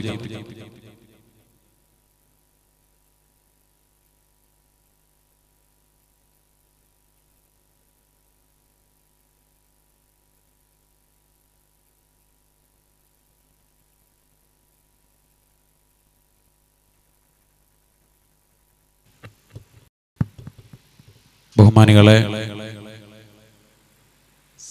സാന്ദർഭികമായി അറിയിച്ചത് നമ്മൾ ബഹുമാനപ്പെട്ട വാപ്പു ഉസ്താദ് പരിപാടിയിൽ എത്തുകയില്ല എന്ന് അറിയിച്ചിട്ടുണ്ട്. കാരണം ഉസ്താദിന്റെ തിരക്കുകൾ കാരണം ദീർഘയാത്രകളും പരിപാടികളും എന്ന് പറഞ്ഞാൽ വരൂല എന്നതുകൊണ്ടല്ല, പക്ഷെ ഉസ്താദ് വൈകും, ഒരുപാട് വൈകി. നമുക്ക് അത്ര കൂടുതൽ കാത്തിരിക്കാനും കഴിയില്ലല്ലോ. പരിപാടികള് ആനക്കരന്ന് അവിടുന്ന് ഇപ്പോൾ പുറപ്പെട്ടിട്ടേ ഉള്ളൂ. പിന്നെ ഇനിയും ഒരുപാട് അത്രയും ദൂരം ഓടി ഇങ്ങോട്ട് എത്തുമ്പോഴേക്ക് സമയം ഒരുപാട് വൈകും. അപ്പോൾ ഉസ്താദ് സംഘാടകരെ അറിയിച്ചു, നിങ്ങൾ പരിപാടി സന്തോഷത്തോടുകൂടെ അവസാനിപ്പിച്ചോളൂ. എല്ലാ ആശീർവാദവും ദുആയും ഒക്കെ നേർന്നുകൊണ്ട് ഇൻഷാ അല്ലാഹ് മറ്റൊരവസരത്തിൽ ഉസ്താദിന് വരാൻ അല്ലാഹു സുബ്ഹാനഹു വ തആല തൗഫീഖ് നൽകി അനുഗ്രഹിക്കട്ടെ. അപ്പൊ ഞാൻ പറഞ്ഞു വന്നത്, മനോഹരമായ കാലികമായ പദ്ധതികൾ കാലഘട്ടത്തിനനുസരിച്ച് സമസ്ത ആവിഷ്കരിച്ചു വരുന്നുണ്ട്. ഞാനത് മനസ്സിലാക്കാൻ വേണ്ടി പറയാ. ഇളം പ്രായത്തിലെ 3 വയസ്സ് മുതലൊക്കെയുള്ള ആ കുട്ടികൾക്ക്, നഴ്സറി പ്രായത്തിലെ കുട്ടികൾക്ക് ആ പ്രായം മുതൽ തന്നെ ദീനീ തർബിയത്തോടെ വളരെ വലിയ ഒരു പദ്ധതിയാണ് അൽ ബിറിലൂടെ സമസ്ത ആവിഷ്കരിച്ചിട്ടുള്ളത്. ഇംഗ്ലീഷ് മീഡിയം വിദ്യാർത്ഥികൾക്ക് അതിനനുസരിച്ചുള്ള സിലബസ് സമസ്ത വിദ്യാഭ്യാസ ബോർഡ് നേരത്തെ തന്നെ നടപ്പാക്കിയിട്ടുണ്ട്. 7 ഭാഷകളിൽ സമസ്തയുടെ മദ്രസ പാഠപുസ്തകങ്ങൾ ഓരോ നാടുകൾക്കനുസരിച്ച് 7 ഭാഷകളിൽ സമസ്തയുടെ മദ്രസ പാഠപുസ്തകങ്ങൾ വ്യത്യസ്ത നാടുകളിൽ മതപഠനം നടത്തിക്കൊണ്ടിരിക്കുന്നുണ്ട്. ഈ അടുത്ത് ബഹുമാനപ്പെട്ട പാണക്കാട് സയ്യിദ് അബ്ബാസ് അലി ശിഹാബ് തങ്ങൾ പരപ്പനങ്ങാടിയിലെ ഒരു മദ്രസയിൽ 1ാം ക്ലാസിന്റെ ഉദ്ഘാടനം നിർവഹിച്ചു. 12ാം ക്ലാസ് വരെ ഉള്ള മദ്രസയാ, +2 വരെയുള്ള വലിയ പഴക്കമുള്ള ഒരു മദ്രസയാ. ആ മദ്രസയിൽ ഇതേപോലെ വലിയൊരു ചടങ്ങ് ബഹുമാനപ്പെട്ട അബ്ബാസ് അലി ശിഹാബ് തങ്ങള് 1ാം ക്ലാസിന്റെ ഉദ്ഘാടനത്തിന് വന്നതാ. 12ാം ക്ലാസ് വരെയുള്ള മദ്രസയിൽ 1ാം ക്ലാസിന്റെ ഉദ്ഘാടനം. എന്താ 1ാം ക്ലാസ്? നല്ല ഡിജിറ്റൽ സ്മാർട്ട് ക്ലാസ് റൂമായി ആ ക്ലാസ് റൂം തന്നെ 1ാം ക്ലാസ് ചെറിയ കുട്ടികള് 4 വയസ്സ് 5 വയസ്സായ കുട്ടികള് 1ാം ക്ലാസ്സിലേക്ക് വന്നാൽ ക്ലാസ് റൂമിൽ നിന്ന് കുട്ടികൾ പിന്നെ എഴുന്നേറ്റ് പോകൂല, മദ്രസയിലേക്ക് പോകൂല എന്ന് മടി പറയൂല. കാരണം എല്ലാ കുട്ടികൾക്കും ഒറ്റക്ക് ഏറ്റവും വലിയ ഇംഗ്ലീഷ് മീഡിയം സ്കൂളുകളിലൊക്കെ ഉള്ളതുപോലെ നല്ല സൗകര്യങ്ങൾ, ഓരോ കുട്ടിക്കും ചെയറും ഓരോ കുട്ടിക്കും പ്രത്യേകം ടേബിളും ചുമരുകളൊക്കെ മനോഹരമായി മതപരമായ രൂപത്തിൽ ആകർഷിക്കുന്ന ചിത്രാലങ്കാരങ്ങളൊക്കെ നടത്തി നല്ല ഡിജിറ്റലൈസ്ഡ് സൗകര്യങ്ങള്, അവർക്ക് പഠനോപകരണങ്ങള്, ഇതൊക്കെ ലക്ഷങ്ങള് ചെലവഴിച്ച് സംവിധാനിച്ച് 1ാം ക്ലാസ് ഏറ്റവും പുതിയ രീതിയിൽ 1ാം ക്ലാസ് തുടങ്ങിയപ്പോ പിന്നെ 2ാം ക്ലാസ്സിലെ കുട്ടികളും പറഞ്ഞു ഞങ്ങൾക്കും അങ്ങനെ വേണം എന്ന് പറയുമല്ലോ അല്ലെ. കുട്ടികൾക്ക് പിന്നെ മടിയില്ല മദ്രസയിലേക്ക് വരാൻ. സാധാരണ നേരം വെളുത്താല് മദ്രസയിലേക്ക് പോകാൻ കുട്ടികൾക്ക് പലപ്പോഴും മടിയാ. നമ്മുടെ ഉസ്താദുമാർക്ക് പരിശീലനങ്ങൾ കൊടുക്കുന്നു, കാലഘട്ടത്തിനനുസരിച്ചുള്ള സംവിധാനങ്ങൾ സമസ്ത ആവിഷ്കരിക്കുന്നുണ്ട്. നമ്മെ സംബന്ധിച്ചിടത്തോളം അത് നടപ്പാക്കാനൊക്കെയുള്ള സൗകര്യങ്ങളുണ്ട്. ഇൻഷാ അല്ലാഹ് നമ്മുടെ മക്കളെ ഉന്നതമായി പഠിപ്പിക്കാൻ, ആൺകുട്ടികളെയും പെൺകുട്ടികളെയും ഉന്നതമായി പഠിപ്പിക്കാൻ, ഞാൻ ആൺകുട്ടികളെ മാറ്റിയതല്ല ഇത്രയും നേരം പറഞ്ഞപ്പോ, പൊതുവെ ആൺകുട്ടികളെ കുറെ പഠിപ്പിക്കാറുണ്ട്, പെൺകുട്ടികളെ കൂടെ കൂടുതൽ പഠിപ്പിക്കണമെന്നതിന്റെ ഗൗരവം ബോധ്യപ്പെടുത്താനാ ഞാനത് പറഞ്ഞത്. രാജാതിരാജനായ റബ്ബ് സുബ്ഹാനഹു വ തആല നമുക്ക് തൗഫീഖ് നൽകി അനുഗ്രഹിക്കട്ടെ. എന്റെ പ്രിയപ്പെട്ട മുഅ്മിനീങ്ങളെ, ചിന്തിക്കണം, നല്ല രൂപത്തിൽ മതപരമായ അടിത്തറ 1ാം ക്ലാസ് മുതൽ 12ാം ക്ലാസ് വരെ, പിന്നെ അതിനുശേഷം തുടർ പഠനങ്ങളിൽ ബഹുമാനപ്പെട്ട നമ്മുടെ നേതാക്കൾ പഠിപ്പിക്കുന്ന കാര്യങ്ങൾ എന്താ? നമ്മുടെ മക്കൾക്ക് അഹ്ലുസുന്നത്ത് വൽ ജമാഅത്തിന്റെ അടിത്തറയിലെ ഒരു ഉത്തമ മുസ്ലിമായി ജീവിക്കാനുള്ള എല്ലാ വഴികളും, അതിൽ ഫിഖ്ഹുണ്ട്, അഖീദയുണ്ട്, ഖുർആനുണ്ട്, ഹദീസുണ്ട്, തജ്വീദുണ്ട്, താരീഖുണ്ട്, തസവ്വുഫുണ്ട്. ഉന്നതന്മാരായ ആത്മീയത ഭദ്രമാക്കിയ ഒരു തലമുറ കടന്നു വരണം. അല്ലാഹു വിജയിപ്പിക്കട്ടെ. ആത്മീയമായ പരിശീലനങ്ങൾ ഹദ്ദാദ് പതിവാക്കാൻ മദ്രസകളിൽ തന്നെ പല മദ്രസകളിൽ ഹദ്ദാദ് പതിവാക്കുന്ന മദ്രസകളുണ്ട്. ആഴ്ചയിലൊരിക്കൽ ഞായറാഴ്ചകളിലൊക്കെ കുട്ടികൾക്ക് ആത്മീയ സദസ്സുകൾ സംഘടിപ്പിക്കുന്ന മദ്രസകളുണ്ട്. ചെറുപ്പം മുതലേ നല്ല നല്ല ദീനിന്റെ വഴികൾ, അഹ്ലുസുന്നത്ത് വൽ ജമാഅത്തിന്റെ വിശുദ്ധമായ മാർഗങ്ങൾ നിലനിർത്തുന്ന വഴികൾ അല്ലാഹു സുബ്ഹാനഹു വ തആല തൗഫീഖ് നൽകി അനുഗ്രഹിക്കട്ടെ. ഞാൻ കൂടുതൽ നീട്ടുന്നില്ല. നമ്മുടെ ആഖിബത്ത് നന്നാവണം. ബഹുമാനപ്പെട്ട സമസ്ത കേരള ജംഇയ്യത്തുൽ ഉലമ, സമസ്തയുടെ ഉലമാക്കൾ നമുക്ക് കാണിച്ചു തന്ന വിശുദ്ധമായ ആത്മീയ വഴി, ബഹുമാനപ്പെട്ട ശൈഖുന സൈനുൽ ഉലമ ചെറുശ്ശേരി ഉസ്താദ് നമ്മോട് യാത്ര പറഞ്ഞു. നമുക്കറിയാലോ, മഹാനായ സൈനുൽ ഉലമ സമസ്തയുടെ നായകന്മാരിൽ നമ്മോട് അവസാനമായി യാത്ര പറഞ്ഞ സൈനുൽ ഉലമ, എങ്ങനെയായിരുന്നു ആ യാത്ര, എങ്ങനെയായിരുന്നു ആ വഫാത്ത്? ജമാദുൽ ഊല എന്ന മാസം ശൈഖ് റിഫാഇ തങ്ങളുടെ ആണ്ടിന്റെ മാസമാണ്. ജമാദുൽ ഊലയിലെ 2ാമത്തെ വ്യാഴാഴ്ച പകൽ സമയത്താണ് മഹാനായ സുൽത്താനുൽ ആരിഫീൻ ശൈഖ് റിഫാഇ തങ്ങൾ ഈ ലോകത്തോട് വിട പറഞ്ഞത്. ചിന്തിക്കണം, ശൈഖ് റിഫാഇ തങ്ങളുടെ ആണ്ട് മാസം ജമാദുൽ ഊല 2ാം വ്യാഴാഴ്ച പകൽ സമയത്ത്, ഈ കഴിഞ്ഞ ജമാദുൽ ഊല 2ാമത്തെ വ്യാഴാഴ്ച പകൽ സമയത്താണ് സുബൈക്ക് ശേഷം മഹാനായ സൈനുൽ ഉലമയും ഈ ലോകത്തോട് യാത്ര പറഞ്ഞത്. സൈനുൽ ഉലമ വഫാത്തിന്റെ സമയം വരെ തസ്ബീഹ് മാല കയ്യിലുണ്ടായിരുന്നു. കോഴിക്കോട്ടെ ഹോസ്പിറ്റലിൽ ICUവിൽ കിടക്കുമ്പോ സയ്യിദ് ഹൈദർലി ശിഹാബ് തങ്ങൾ ഉസ്താദിനെ കാണാൻ ചെന്ന് മടങ്ങി വന്ന് പറഞ്ഞു, സൈനുൽ ഉലമ സംസാരിക്കാനൊന്നും കഴിയുന്നില്ല, പക്ഷേ എന്നാലും തസ്ബീഹ് മാല അതിന്റെ മണികൾ മറിച്ചുകൊണ്ടിരിക്കുകയാ. നാക്കും ചുണ്ടുകളും ചലിപ്പിച്ചുകൊണ്ട് ദിക്റിലാണ്, ഔറാദിലാണ് നിരന്തരമായി കഴിഞ്ഞുകൂടിയത്. അവസാനത്തെ നിമിഷത്തില് മക്കള് സംസം കൊടുത്ത് സൈനുൽ ഉലമ ആ സംസം കുടിച്ച് മക്കള് മാറി കൊടുത്തതൊക്കെ കുടിച്ചു. അൽഹംദുലില്ലാഹ്, സൈനുൽ ഉലമ അവസാനം അവർ കലിമ ചൊല്ലിക്കൊടുത്തു. അത് ഏറ്റുചൊല്ലി തസ്ബീഹ് മാല അപ്പോഴും കയ്യിലുണ്ടായിരുന്നു. പുഞ്ചിരിച്ചുകൊണ്ട് യാത്രയായി. പുഞ്ചിരിച്ച ആ ജനാസ നമ്മൾ കണ്ടതല്ലേ?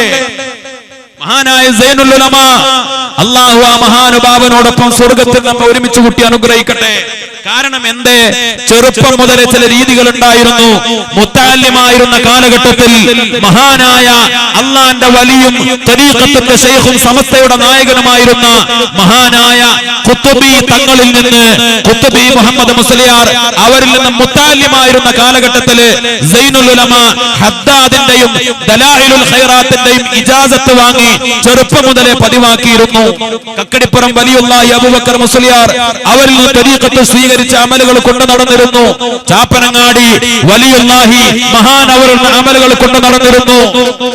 ഒരുപാട് ആത്മീയ വഴികൾ, നിരന്തരം എപ്പോഴും ദിക്റുകൾ, വിറുതുകൾ, ഔറാദുകൾ, നിരന്തരമായ ഇബാദത്തുകൾ. തഹജ്ജുദ് മുടക്കിയിരുന്നില്ല, ളുഹാ നിസ്കാരം മുടക്കിയിരുന്നില്ല, നീണ്ട ഇബാദത്തുകൾ, തിങ്കളാഴ്ചകളിൽ വ്യാഴാഴ്ചകളിൽ സുന്നത്ത് നോമ്പുകൾ. സൈനുൽ ഉലമയുടെ ചിട്ടകൾ എന്തായിരുന്നു? കോടങ്ങാട്ട പള്ളിയിലും ചെമ്മാട്ട പള്ളിയിലും ഒക്കെ ദർസ് നടക്കുന്ന കാലഘട്ടത്തില് ഉച്ചക്ക് കൊണ്ടുവരുന്ന ഭക്ഷണം അട്ടിപ്പാത്രത്തിൽ സൂക്ഷിച്ചു വെക്കും. തിങ്കളാഴ്ചയും വ്യാഴാഴ്ചയും മഗ്രിബ് വരെ ആ തണുത്ത ഭക്ഷണം കൊണ്ട് നോമ്പ് തുറക്കും. മുത്തഅല്ലിമീങ്ങൾ പറയും, ഭക്ഷണം കൊണ്ടുവരുന്നവര് നാട്ടുകാര് പറയും, ഉസ്താദേ നോമ്പ് തുറക്കാൻ ചില വീട്ടിൽ ഏൽപ്പിച്ചാൽ അവരുണ്ടാക്കി കൊണ്ടുവരൂലേ പലഹാരങ്ങൾ. സൈനുൽ പറയും, വേണ്ട, ഒരു പെണ്ണും ഞാൻ കാരണം വിഷമിക്കരുത്. ഉച്ചക്കുള്ള ഭക്ഷണം അവര് ഭക്ഷണം വെക്കും. ഒരു പിടി അരി അധികം ഇട്ടാൽ എനിക്കും ഭക്ഷണമായി, ആർക്കും പ്രയാസമില്ല. പക്ഷെ നോമ്പാണ്, എല്ലാ ആഴ്ചയും ഉസ്താദിന് അതിനു വേണ്ടി പ്രത്യേകിച്ച് പലഹാരം ഉണ്ടാക്കണം, അല്ലെങ്കിൽ ഭക്ഷണ വിഭവങ്ങൾ ഒരുക്കണം. ഒരു പെണ്ണും അതിന്റെ പേരിൽ സങ്കടപ്പെടരുത്, വിഷമിക്കരുത്. വിഷമം ഉണ്ടായിട്ടല്ല, സ്നേഹത്തോടെ കൊടുക്കും. പക്ഷേ ഉസ്താദ് പറഞ്ഞു, ആരെങ്കിലും ഒരു പെണ്ണ് ഇന്ന് വലിയ പ്രയാസായി, അധികം അടുക്കളയിൽ പണിയായി, കാരണം പള്ളിക്കല ഉസ്താദിന് നോമ്പാണ്, ചിന്തിക്കരുത്. സൈനുൽ ഉലമയുടെ കാഴ്ചപ്പാടായിരുന്നു. വലിയ ആബിദായിരുന്നു, വലിയ മഹാനായിരുന്നു, വലിയ ആലിമായിരുന്നു. കാളമ്പാടി ഉസ്താദിനെ കുറിച്ച്, ചെറുശ്ശേരി ഉസ്താദിനെ കുറിച്ചൊക്കെ ആളുകൾ പറയുന്ന ചില വർത്തമാനങ്ങൾ ഉണ്ടായിരുന്നു. അവരൊക്കെ ഫിഖ്ഹിന്റെ ആളുകളാണ്, അവരൊക്കെ ശരീഅത്തിന്റെ പണ്ഡിതന്മാരാണ്, കർമ്മശാസ്ത്രത്തിൽ കഴിവുള്ളവർ. അവർ ത്വരീഖത്തുള്ളവരല്ല, അവര് തസവ്വുഫുള്ളവരല്ല, അവർ ആത്മീയതയുള്ളവരല്ല. പ്രത്യേകിച്ച് കേരളത്തിലെ പല കള്ളത്വരീഖത്തിന്റെ ആളുകൾ ആ പ്രചാരണം നടത്തി. എന്താണ് ത്വരീഖത്ത്, എന്താണ് തസവ്വുഫ്, എന്താണ് സുഹദ്, എന്താണ് വറഅ്, അതൊക്കെ മനസ്സിലാക്കാത്തവർ അതൊക്കെ ഈ മഹാന്മാരുടെ ജീവിതത്തിൽ ഉണ്ടായിരുന്നു.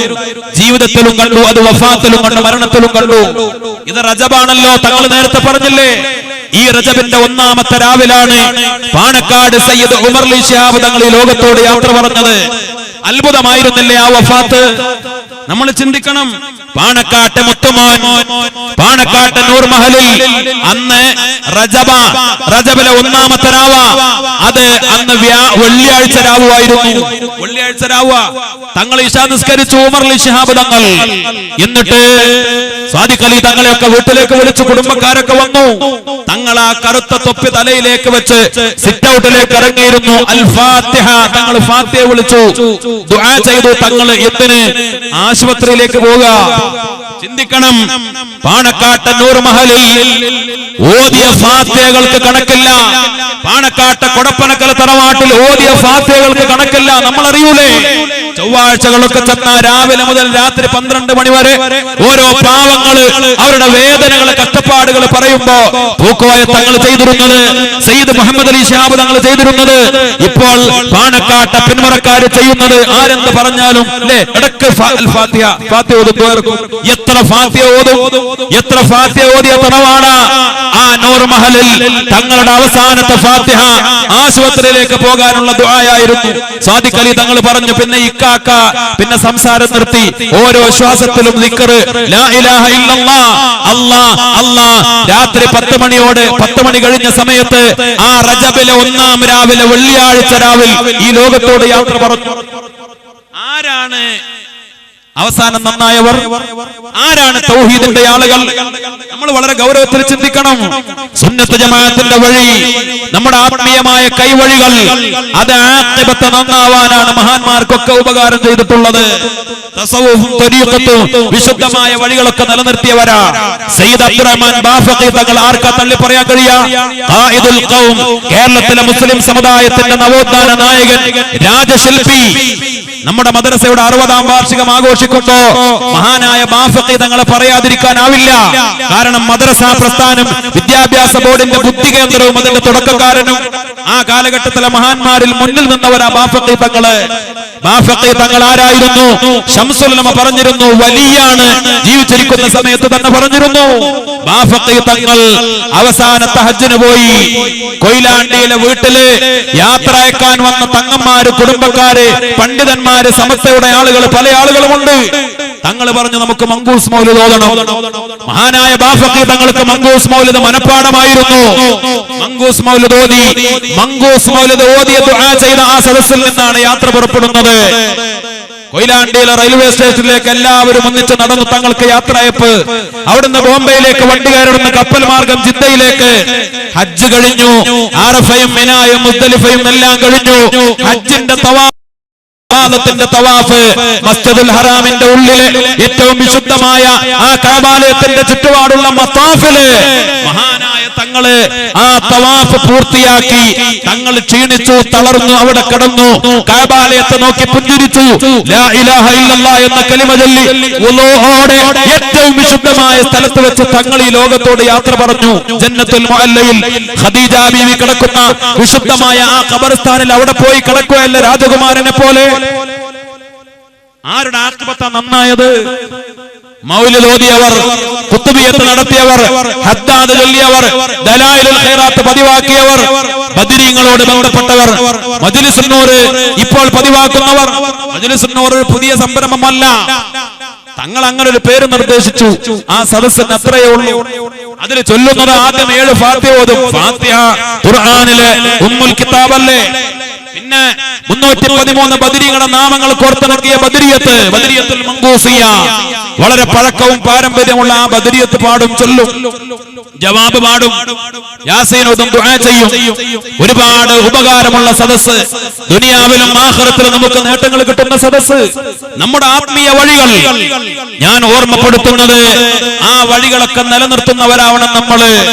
മഹാന്മാരായ നമ്മുടെ മുൻഗാമികൾ നിലനിർത്തിയ വിശുദ്ധമായ പാരമ്പര്യ തങ്ങള് മഹാനായ CH ഉസ്താദിനെ വഅദ് പറയാൻ വേണ്ടി പാണക്കാട്ടേക്ക് കൊണ്ടുപോയി. അന്ന് CH ഉസ്താദ് നമ്മുടെ തൊട്ടടുത്ത ഇവിടെ ആറമ്പള്ളിയിലെ മുദരിസ. മഹാനായ CH ഉസ്താദ് പാണക്കാട് വഅദ് പറഞ്ഞു. തങ്ങളുടെ വീട്ടിൽ നിന്ന് തന്നെ ഭക്ഷണം കഴിച്ചു. ഭക്ഷണം കഴിച്ച് തങ്ങൾ പറഞ്ഞു, ഹൈദറോസ് മുസ്ലിയാരെ, നിങ്ങൾ ഇവിടെ കിടന്നുറങ്ങി രാവിലെ പോകാ എന്ന് പറഞ്ഞു. അന്ന് സൗകര്യങ്ങളില്ല, വാഹന സൗകര്യങ്ങളില്ല. CH ഉസ്താദ് പറഞ്ഞു, തങ്ങൾ പാപ്പ സമ്മതം തന്നാൽ എനിക്ക് പോകായിരുന്നു. കാരണം രാവിലെ കുട്ടികൾക്ക് സദഖുണ്ട്, ദർസ് മുടങ്ങാൻ പാടില്ല. ചിന്തിക്കണം, കുട്ടികളുടെ സദഖ് ദർസ് മുടങ്ങാൻ പാടില്ല. തങ്ങൾ പാപ്പ എനിക്ക് പോകാൻ സമ്മതം തരണം. അങ്ങനെ പറയുമ്പോ തങ്ങൾ സമ്മതം കൊടുത്തു. പാണക്കാട്ട് നിന്ന് ഇവിടം വരെ CH ഉസ്താദ് പാതിരാ സമയത്ത് ഒറ്റയ്ക്ക് നടന്നു. എന്തിനു വേണ്ടി? പിറ്റേ ദിവസം മുത്താലിമീങ്ങൾക്ക് സുബഹിക്ക് ശേഷമുള്ള സദഖ് മുടങ്ങാതിരിക്കാൻ. അവരൊക്കെ അങ്ങനെയാ ജീവിച്ചത്. ദീനിന് വേണ്ടി ഓടി നടന്നു. CH ഉസ്താദിന്റെ ചരിത്രം എന്നെക്കാൾ ഈ നാട്ടിലെ കാരണവരൊക്കെ അറിയാലോ, അടുത്ത് അറിഞ്ഞവരല്ലേ. രാവും പകലും ഓടി നടന്ന് ദീനില്ലാത്ത നാടുകളിൽ ദീനുണ്ടാക്കാൻ, മദ്രസയില്ലാത്ത നാടുകളിൽ മദ്രസ ഉണ്ടാക്കാൻ, ദർസില്ലാത്ത നാടുകളിൽ ദർസ് സ്ഥാപിക്കാൻ, ഒന്നുമില്ലാത്ത നാട്ടിൽ ചെന്ന് ഇന്ന് ഒരു പരിപാടിയാണെങ്കിലും 100,000 ആള് വേണം അല്ലേ ഈ പരിപാടി വിജയിക്കാൻ. നോട്ടീസ് ഒട്ടിക്കാൻ ഒരു വിഭാഗം കുട്ടികൾ, പാവങ്ങള്, വളണ്ടിയർമാര് അവർ ഉറക്കൊഴിച്ച് നോട്ടീസ് ഒട്ടിക്കാൻ നടന്നു, ബാനർ കെട്ടാൻ നടന്നു. ഒരു വിഭാഗം മറ്റ് പ്രചരണത്തിന് നടന്നു. കമ്മിറ്റിക്കാർ ഒരു ഭാഗത്ത്, ഉസ്താദുമാര് മറ്റൊരു ഭാഗത്ത്. ഓരോരുത്തരും അവരുടെ ഡ്യൂട്ടികൾ നിർവഹിച്ചിട്ടാണ് ഈ പരിപാടി നടന്നത്. അന്ന് ഒരു നാട്ടിൽ പോയാൽ നോട്ടീസിന് ആളില്ല, അനൗൺസ്മെന്റിന് ആളില്ല. CH ഉസ്താദ് നാട്ടിൽ ചെന്ന് എല്ലാ വീട്ടിലും കയറും. സ്ഥലം ഇതാ എന്റെ വക എന്ന് പറയും. അങ്ങനെ മദ്രസകൾ ഉണ്ടായി, പള്ളി ദർസുകൾ ഉണ്ടായി, ദീനുണ്ടായി, സുന്നത്ത് ജമാഅത്തിനെ സംരക്ഷിച്ചു. അവരൊക്കെ കഷ്ടപ്പെട്ട് ബുദ്ധിമുട്ടി. അവരൊക്കെ ഏറ്റവും മുത്തഖീങ്ങളായി നല്ല രൂപത്തിൽ ജീവിച്ചു. അങ്ങനെ യാത്രയാവുകയും ചെയ്തു. അല്ലാഹു റബ്ബുൽ ഇസ്സത്ത് അവരുടെ പാരമ്പര്യത്തിൽ ജീവിക്കാൻ നമുക്ക് തൗഫീഖ് ചെയ്യട്ടെ. ഈ നാട്, ഈ പരിസരം ഒരുപാട് ആലിമീങ്ങളുടെ നാടാണ്. സത്യത്തിൽ എനിക്ക് പല ആളുകളെയും പരിചയമില്ല. ഞാൻ ഒരു പക്ഷേ എന്റെ പ്രസംഗത്തിൽ പറയേണ്ടതായിരുന്നു, ഈ മദ്രസ, ഇവിടുത്തെ മഹല്ല്, ദർസ്, ഇതുമായി ബന്ധപ്പെട്ട അടുത്ത് ഇടപഴകിയ ഒരുപാട് മഹാന്മാരായ ആലിമീങ്ങൾ, ഈ നാടും പരിസരവും ഒക്കെ വലിയ ആലിമീങ്ങളുടെ, വലിയ ഖാദിമാരുടെ, മുദരിസുമാരുടെ, മഹാന്മാരുടെ നാടാണ് എന്ന് എനിക്കറിയാം. ഞാൻ ആ വിഷയങ്ങൾ കൂടുതൽ മനസ്സിലാക്കാത്തത് കൊണ്ട് അവരുടെ പേരുകളൊക്കെ വിട്ടുപോവുകയാണ്. അല്ലാഹു റബ്ബുൽ ഇസ്സത്ത് ഈ പുണ്യമായ സദസ്സിന്റെ ഏറ്റവും വലിയ ശ്രേഷ്ഠമായ സവാബ് ആ മഹാന്മാർക്കൊക്കെ എത്തിച്ചു കൊടുക്കട്ടെ.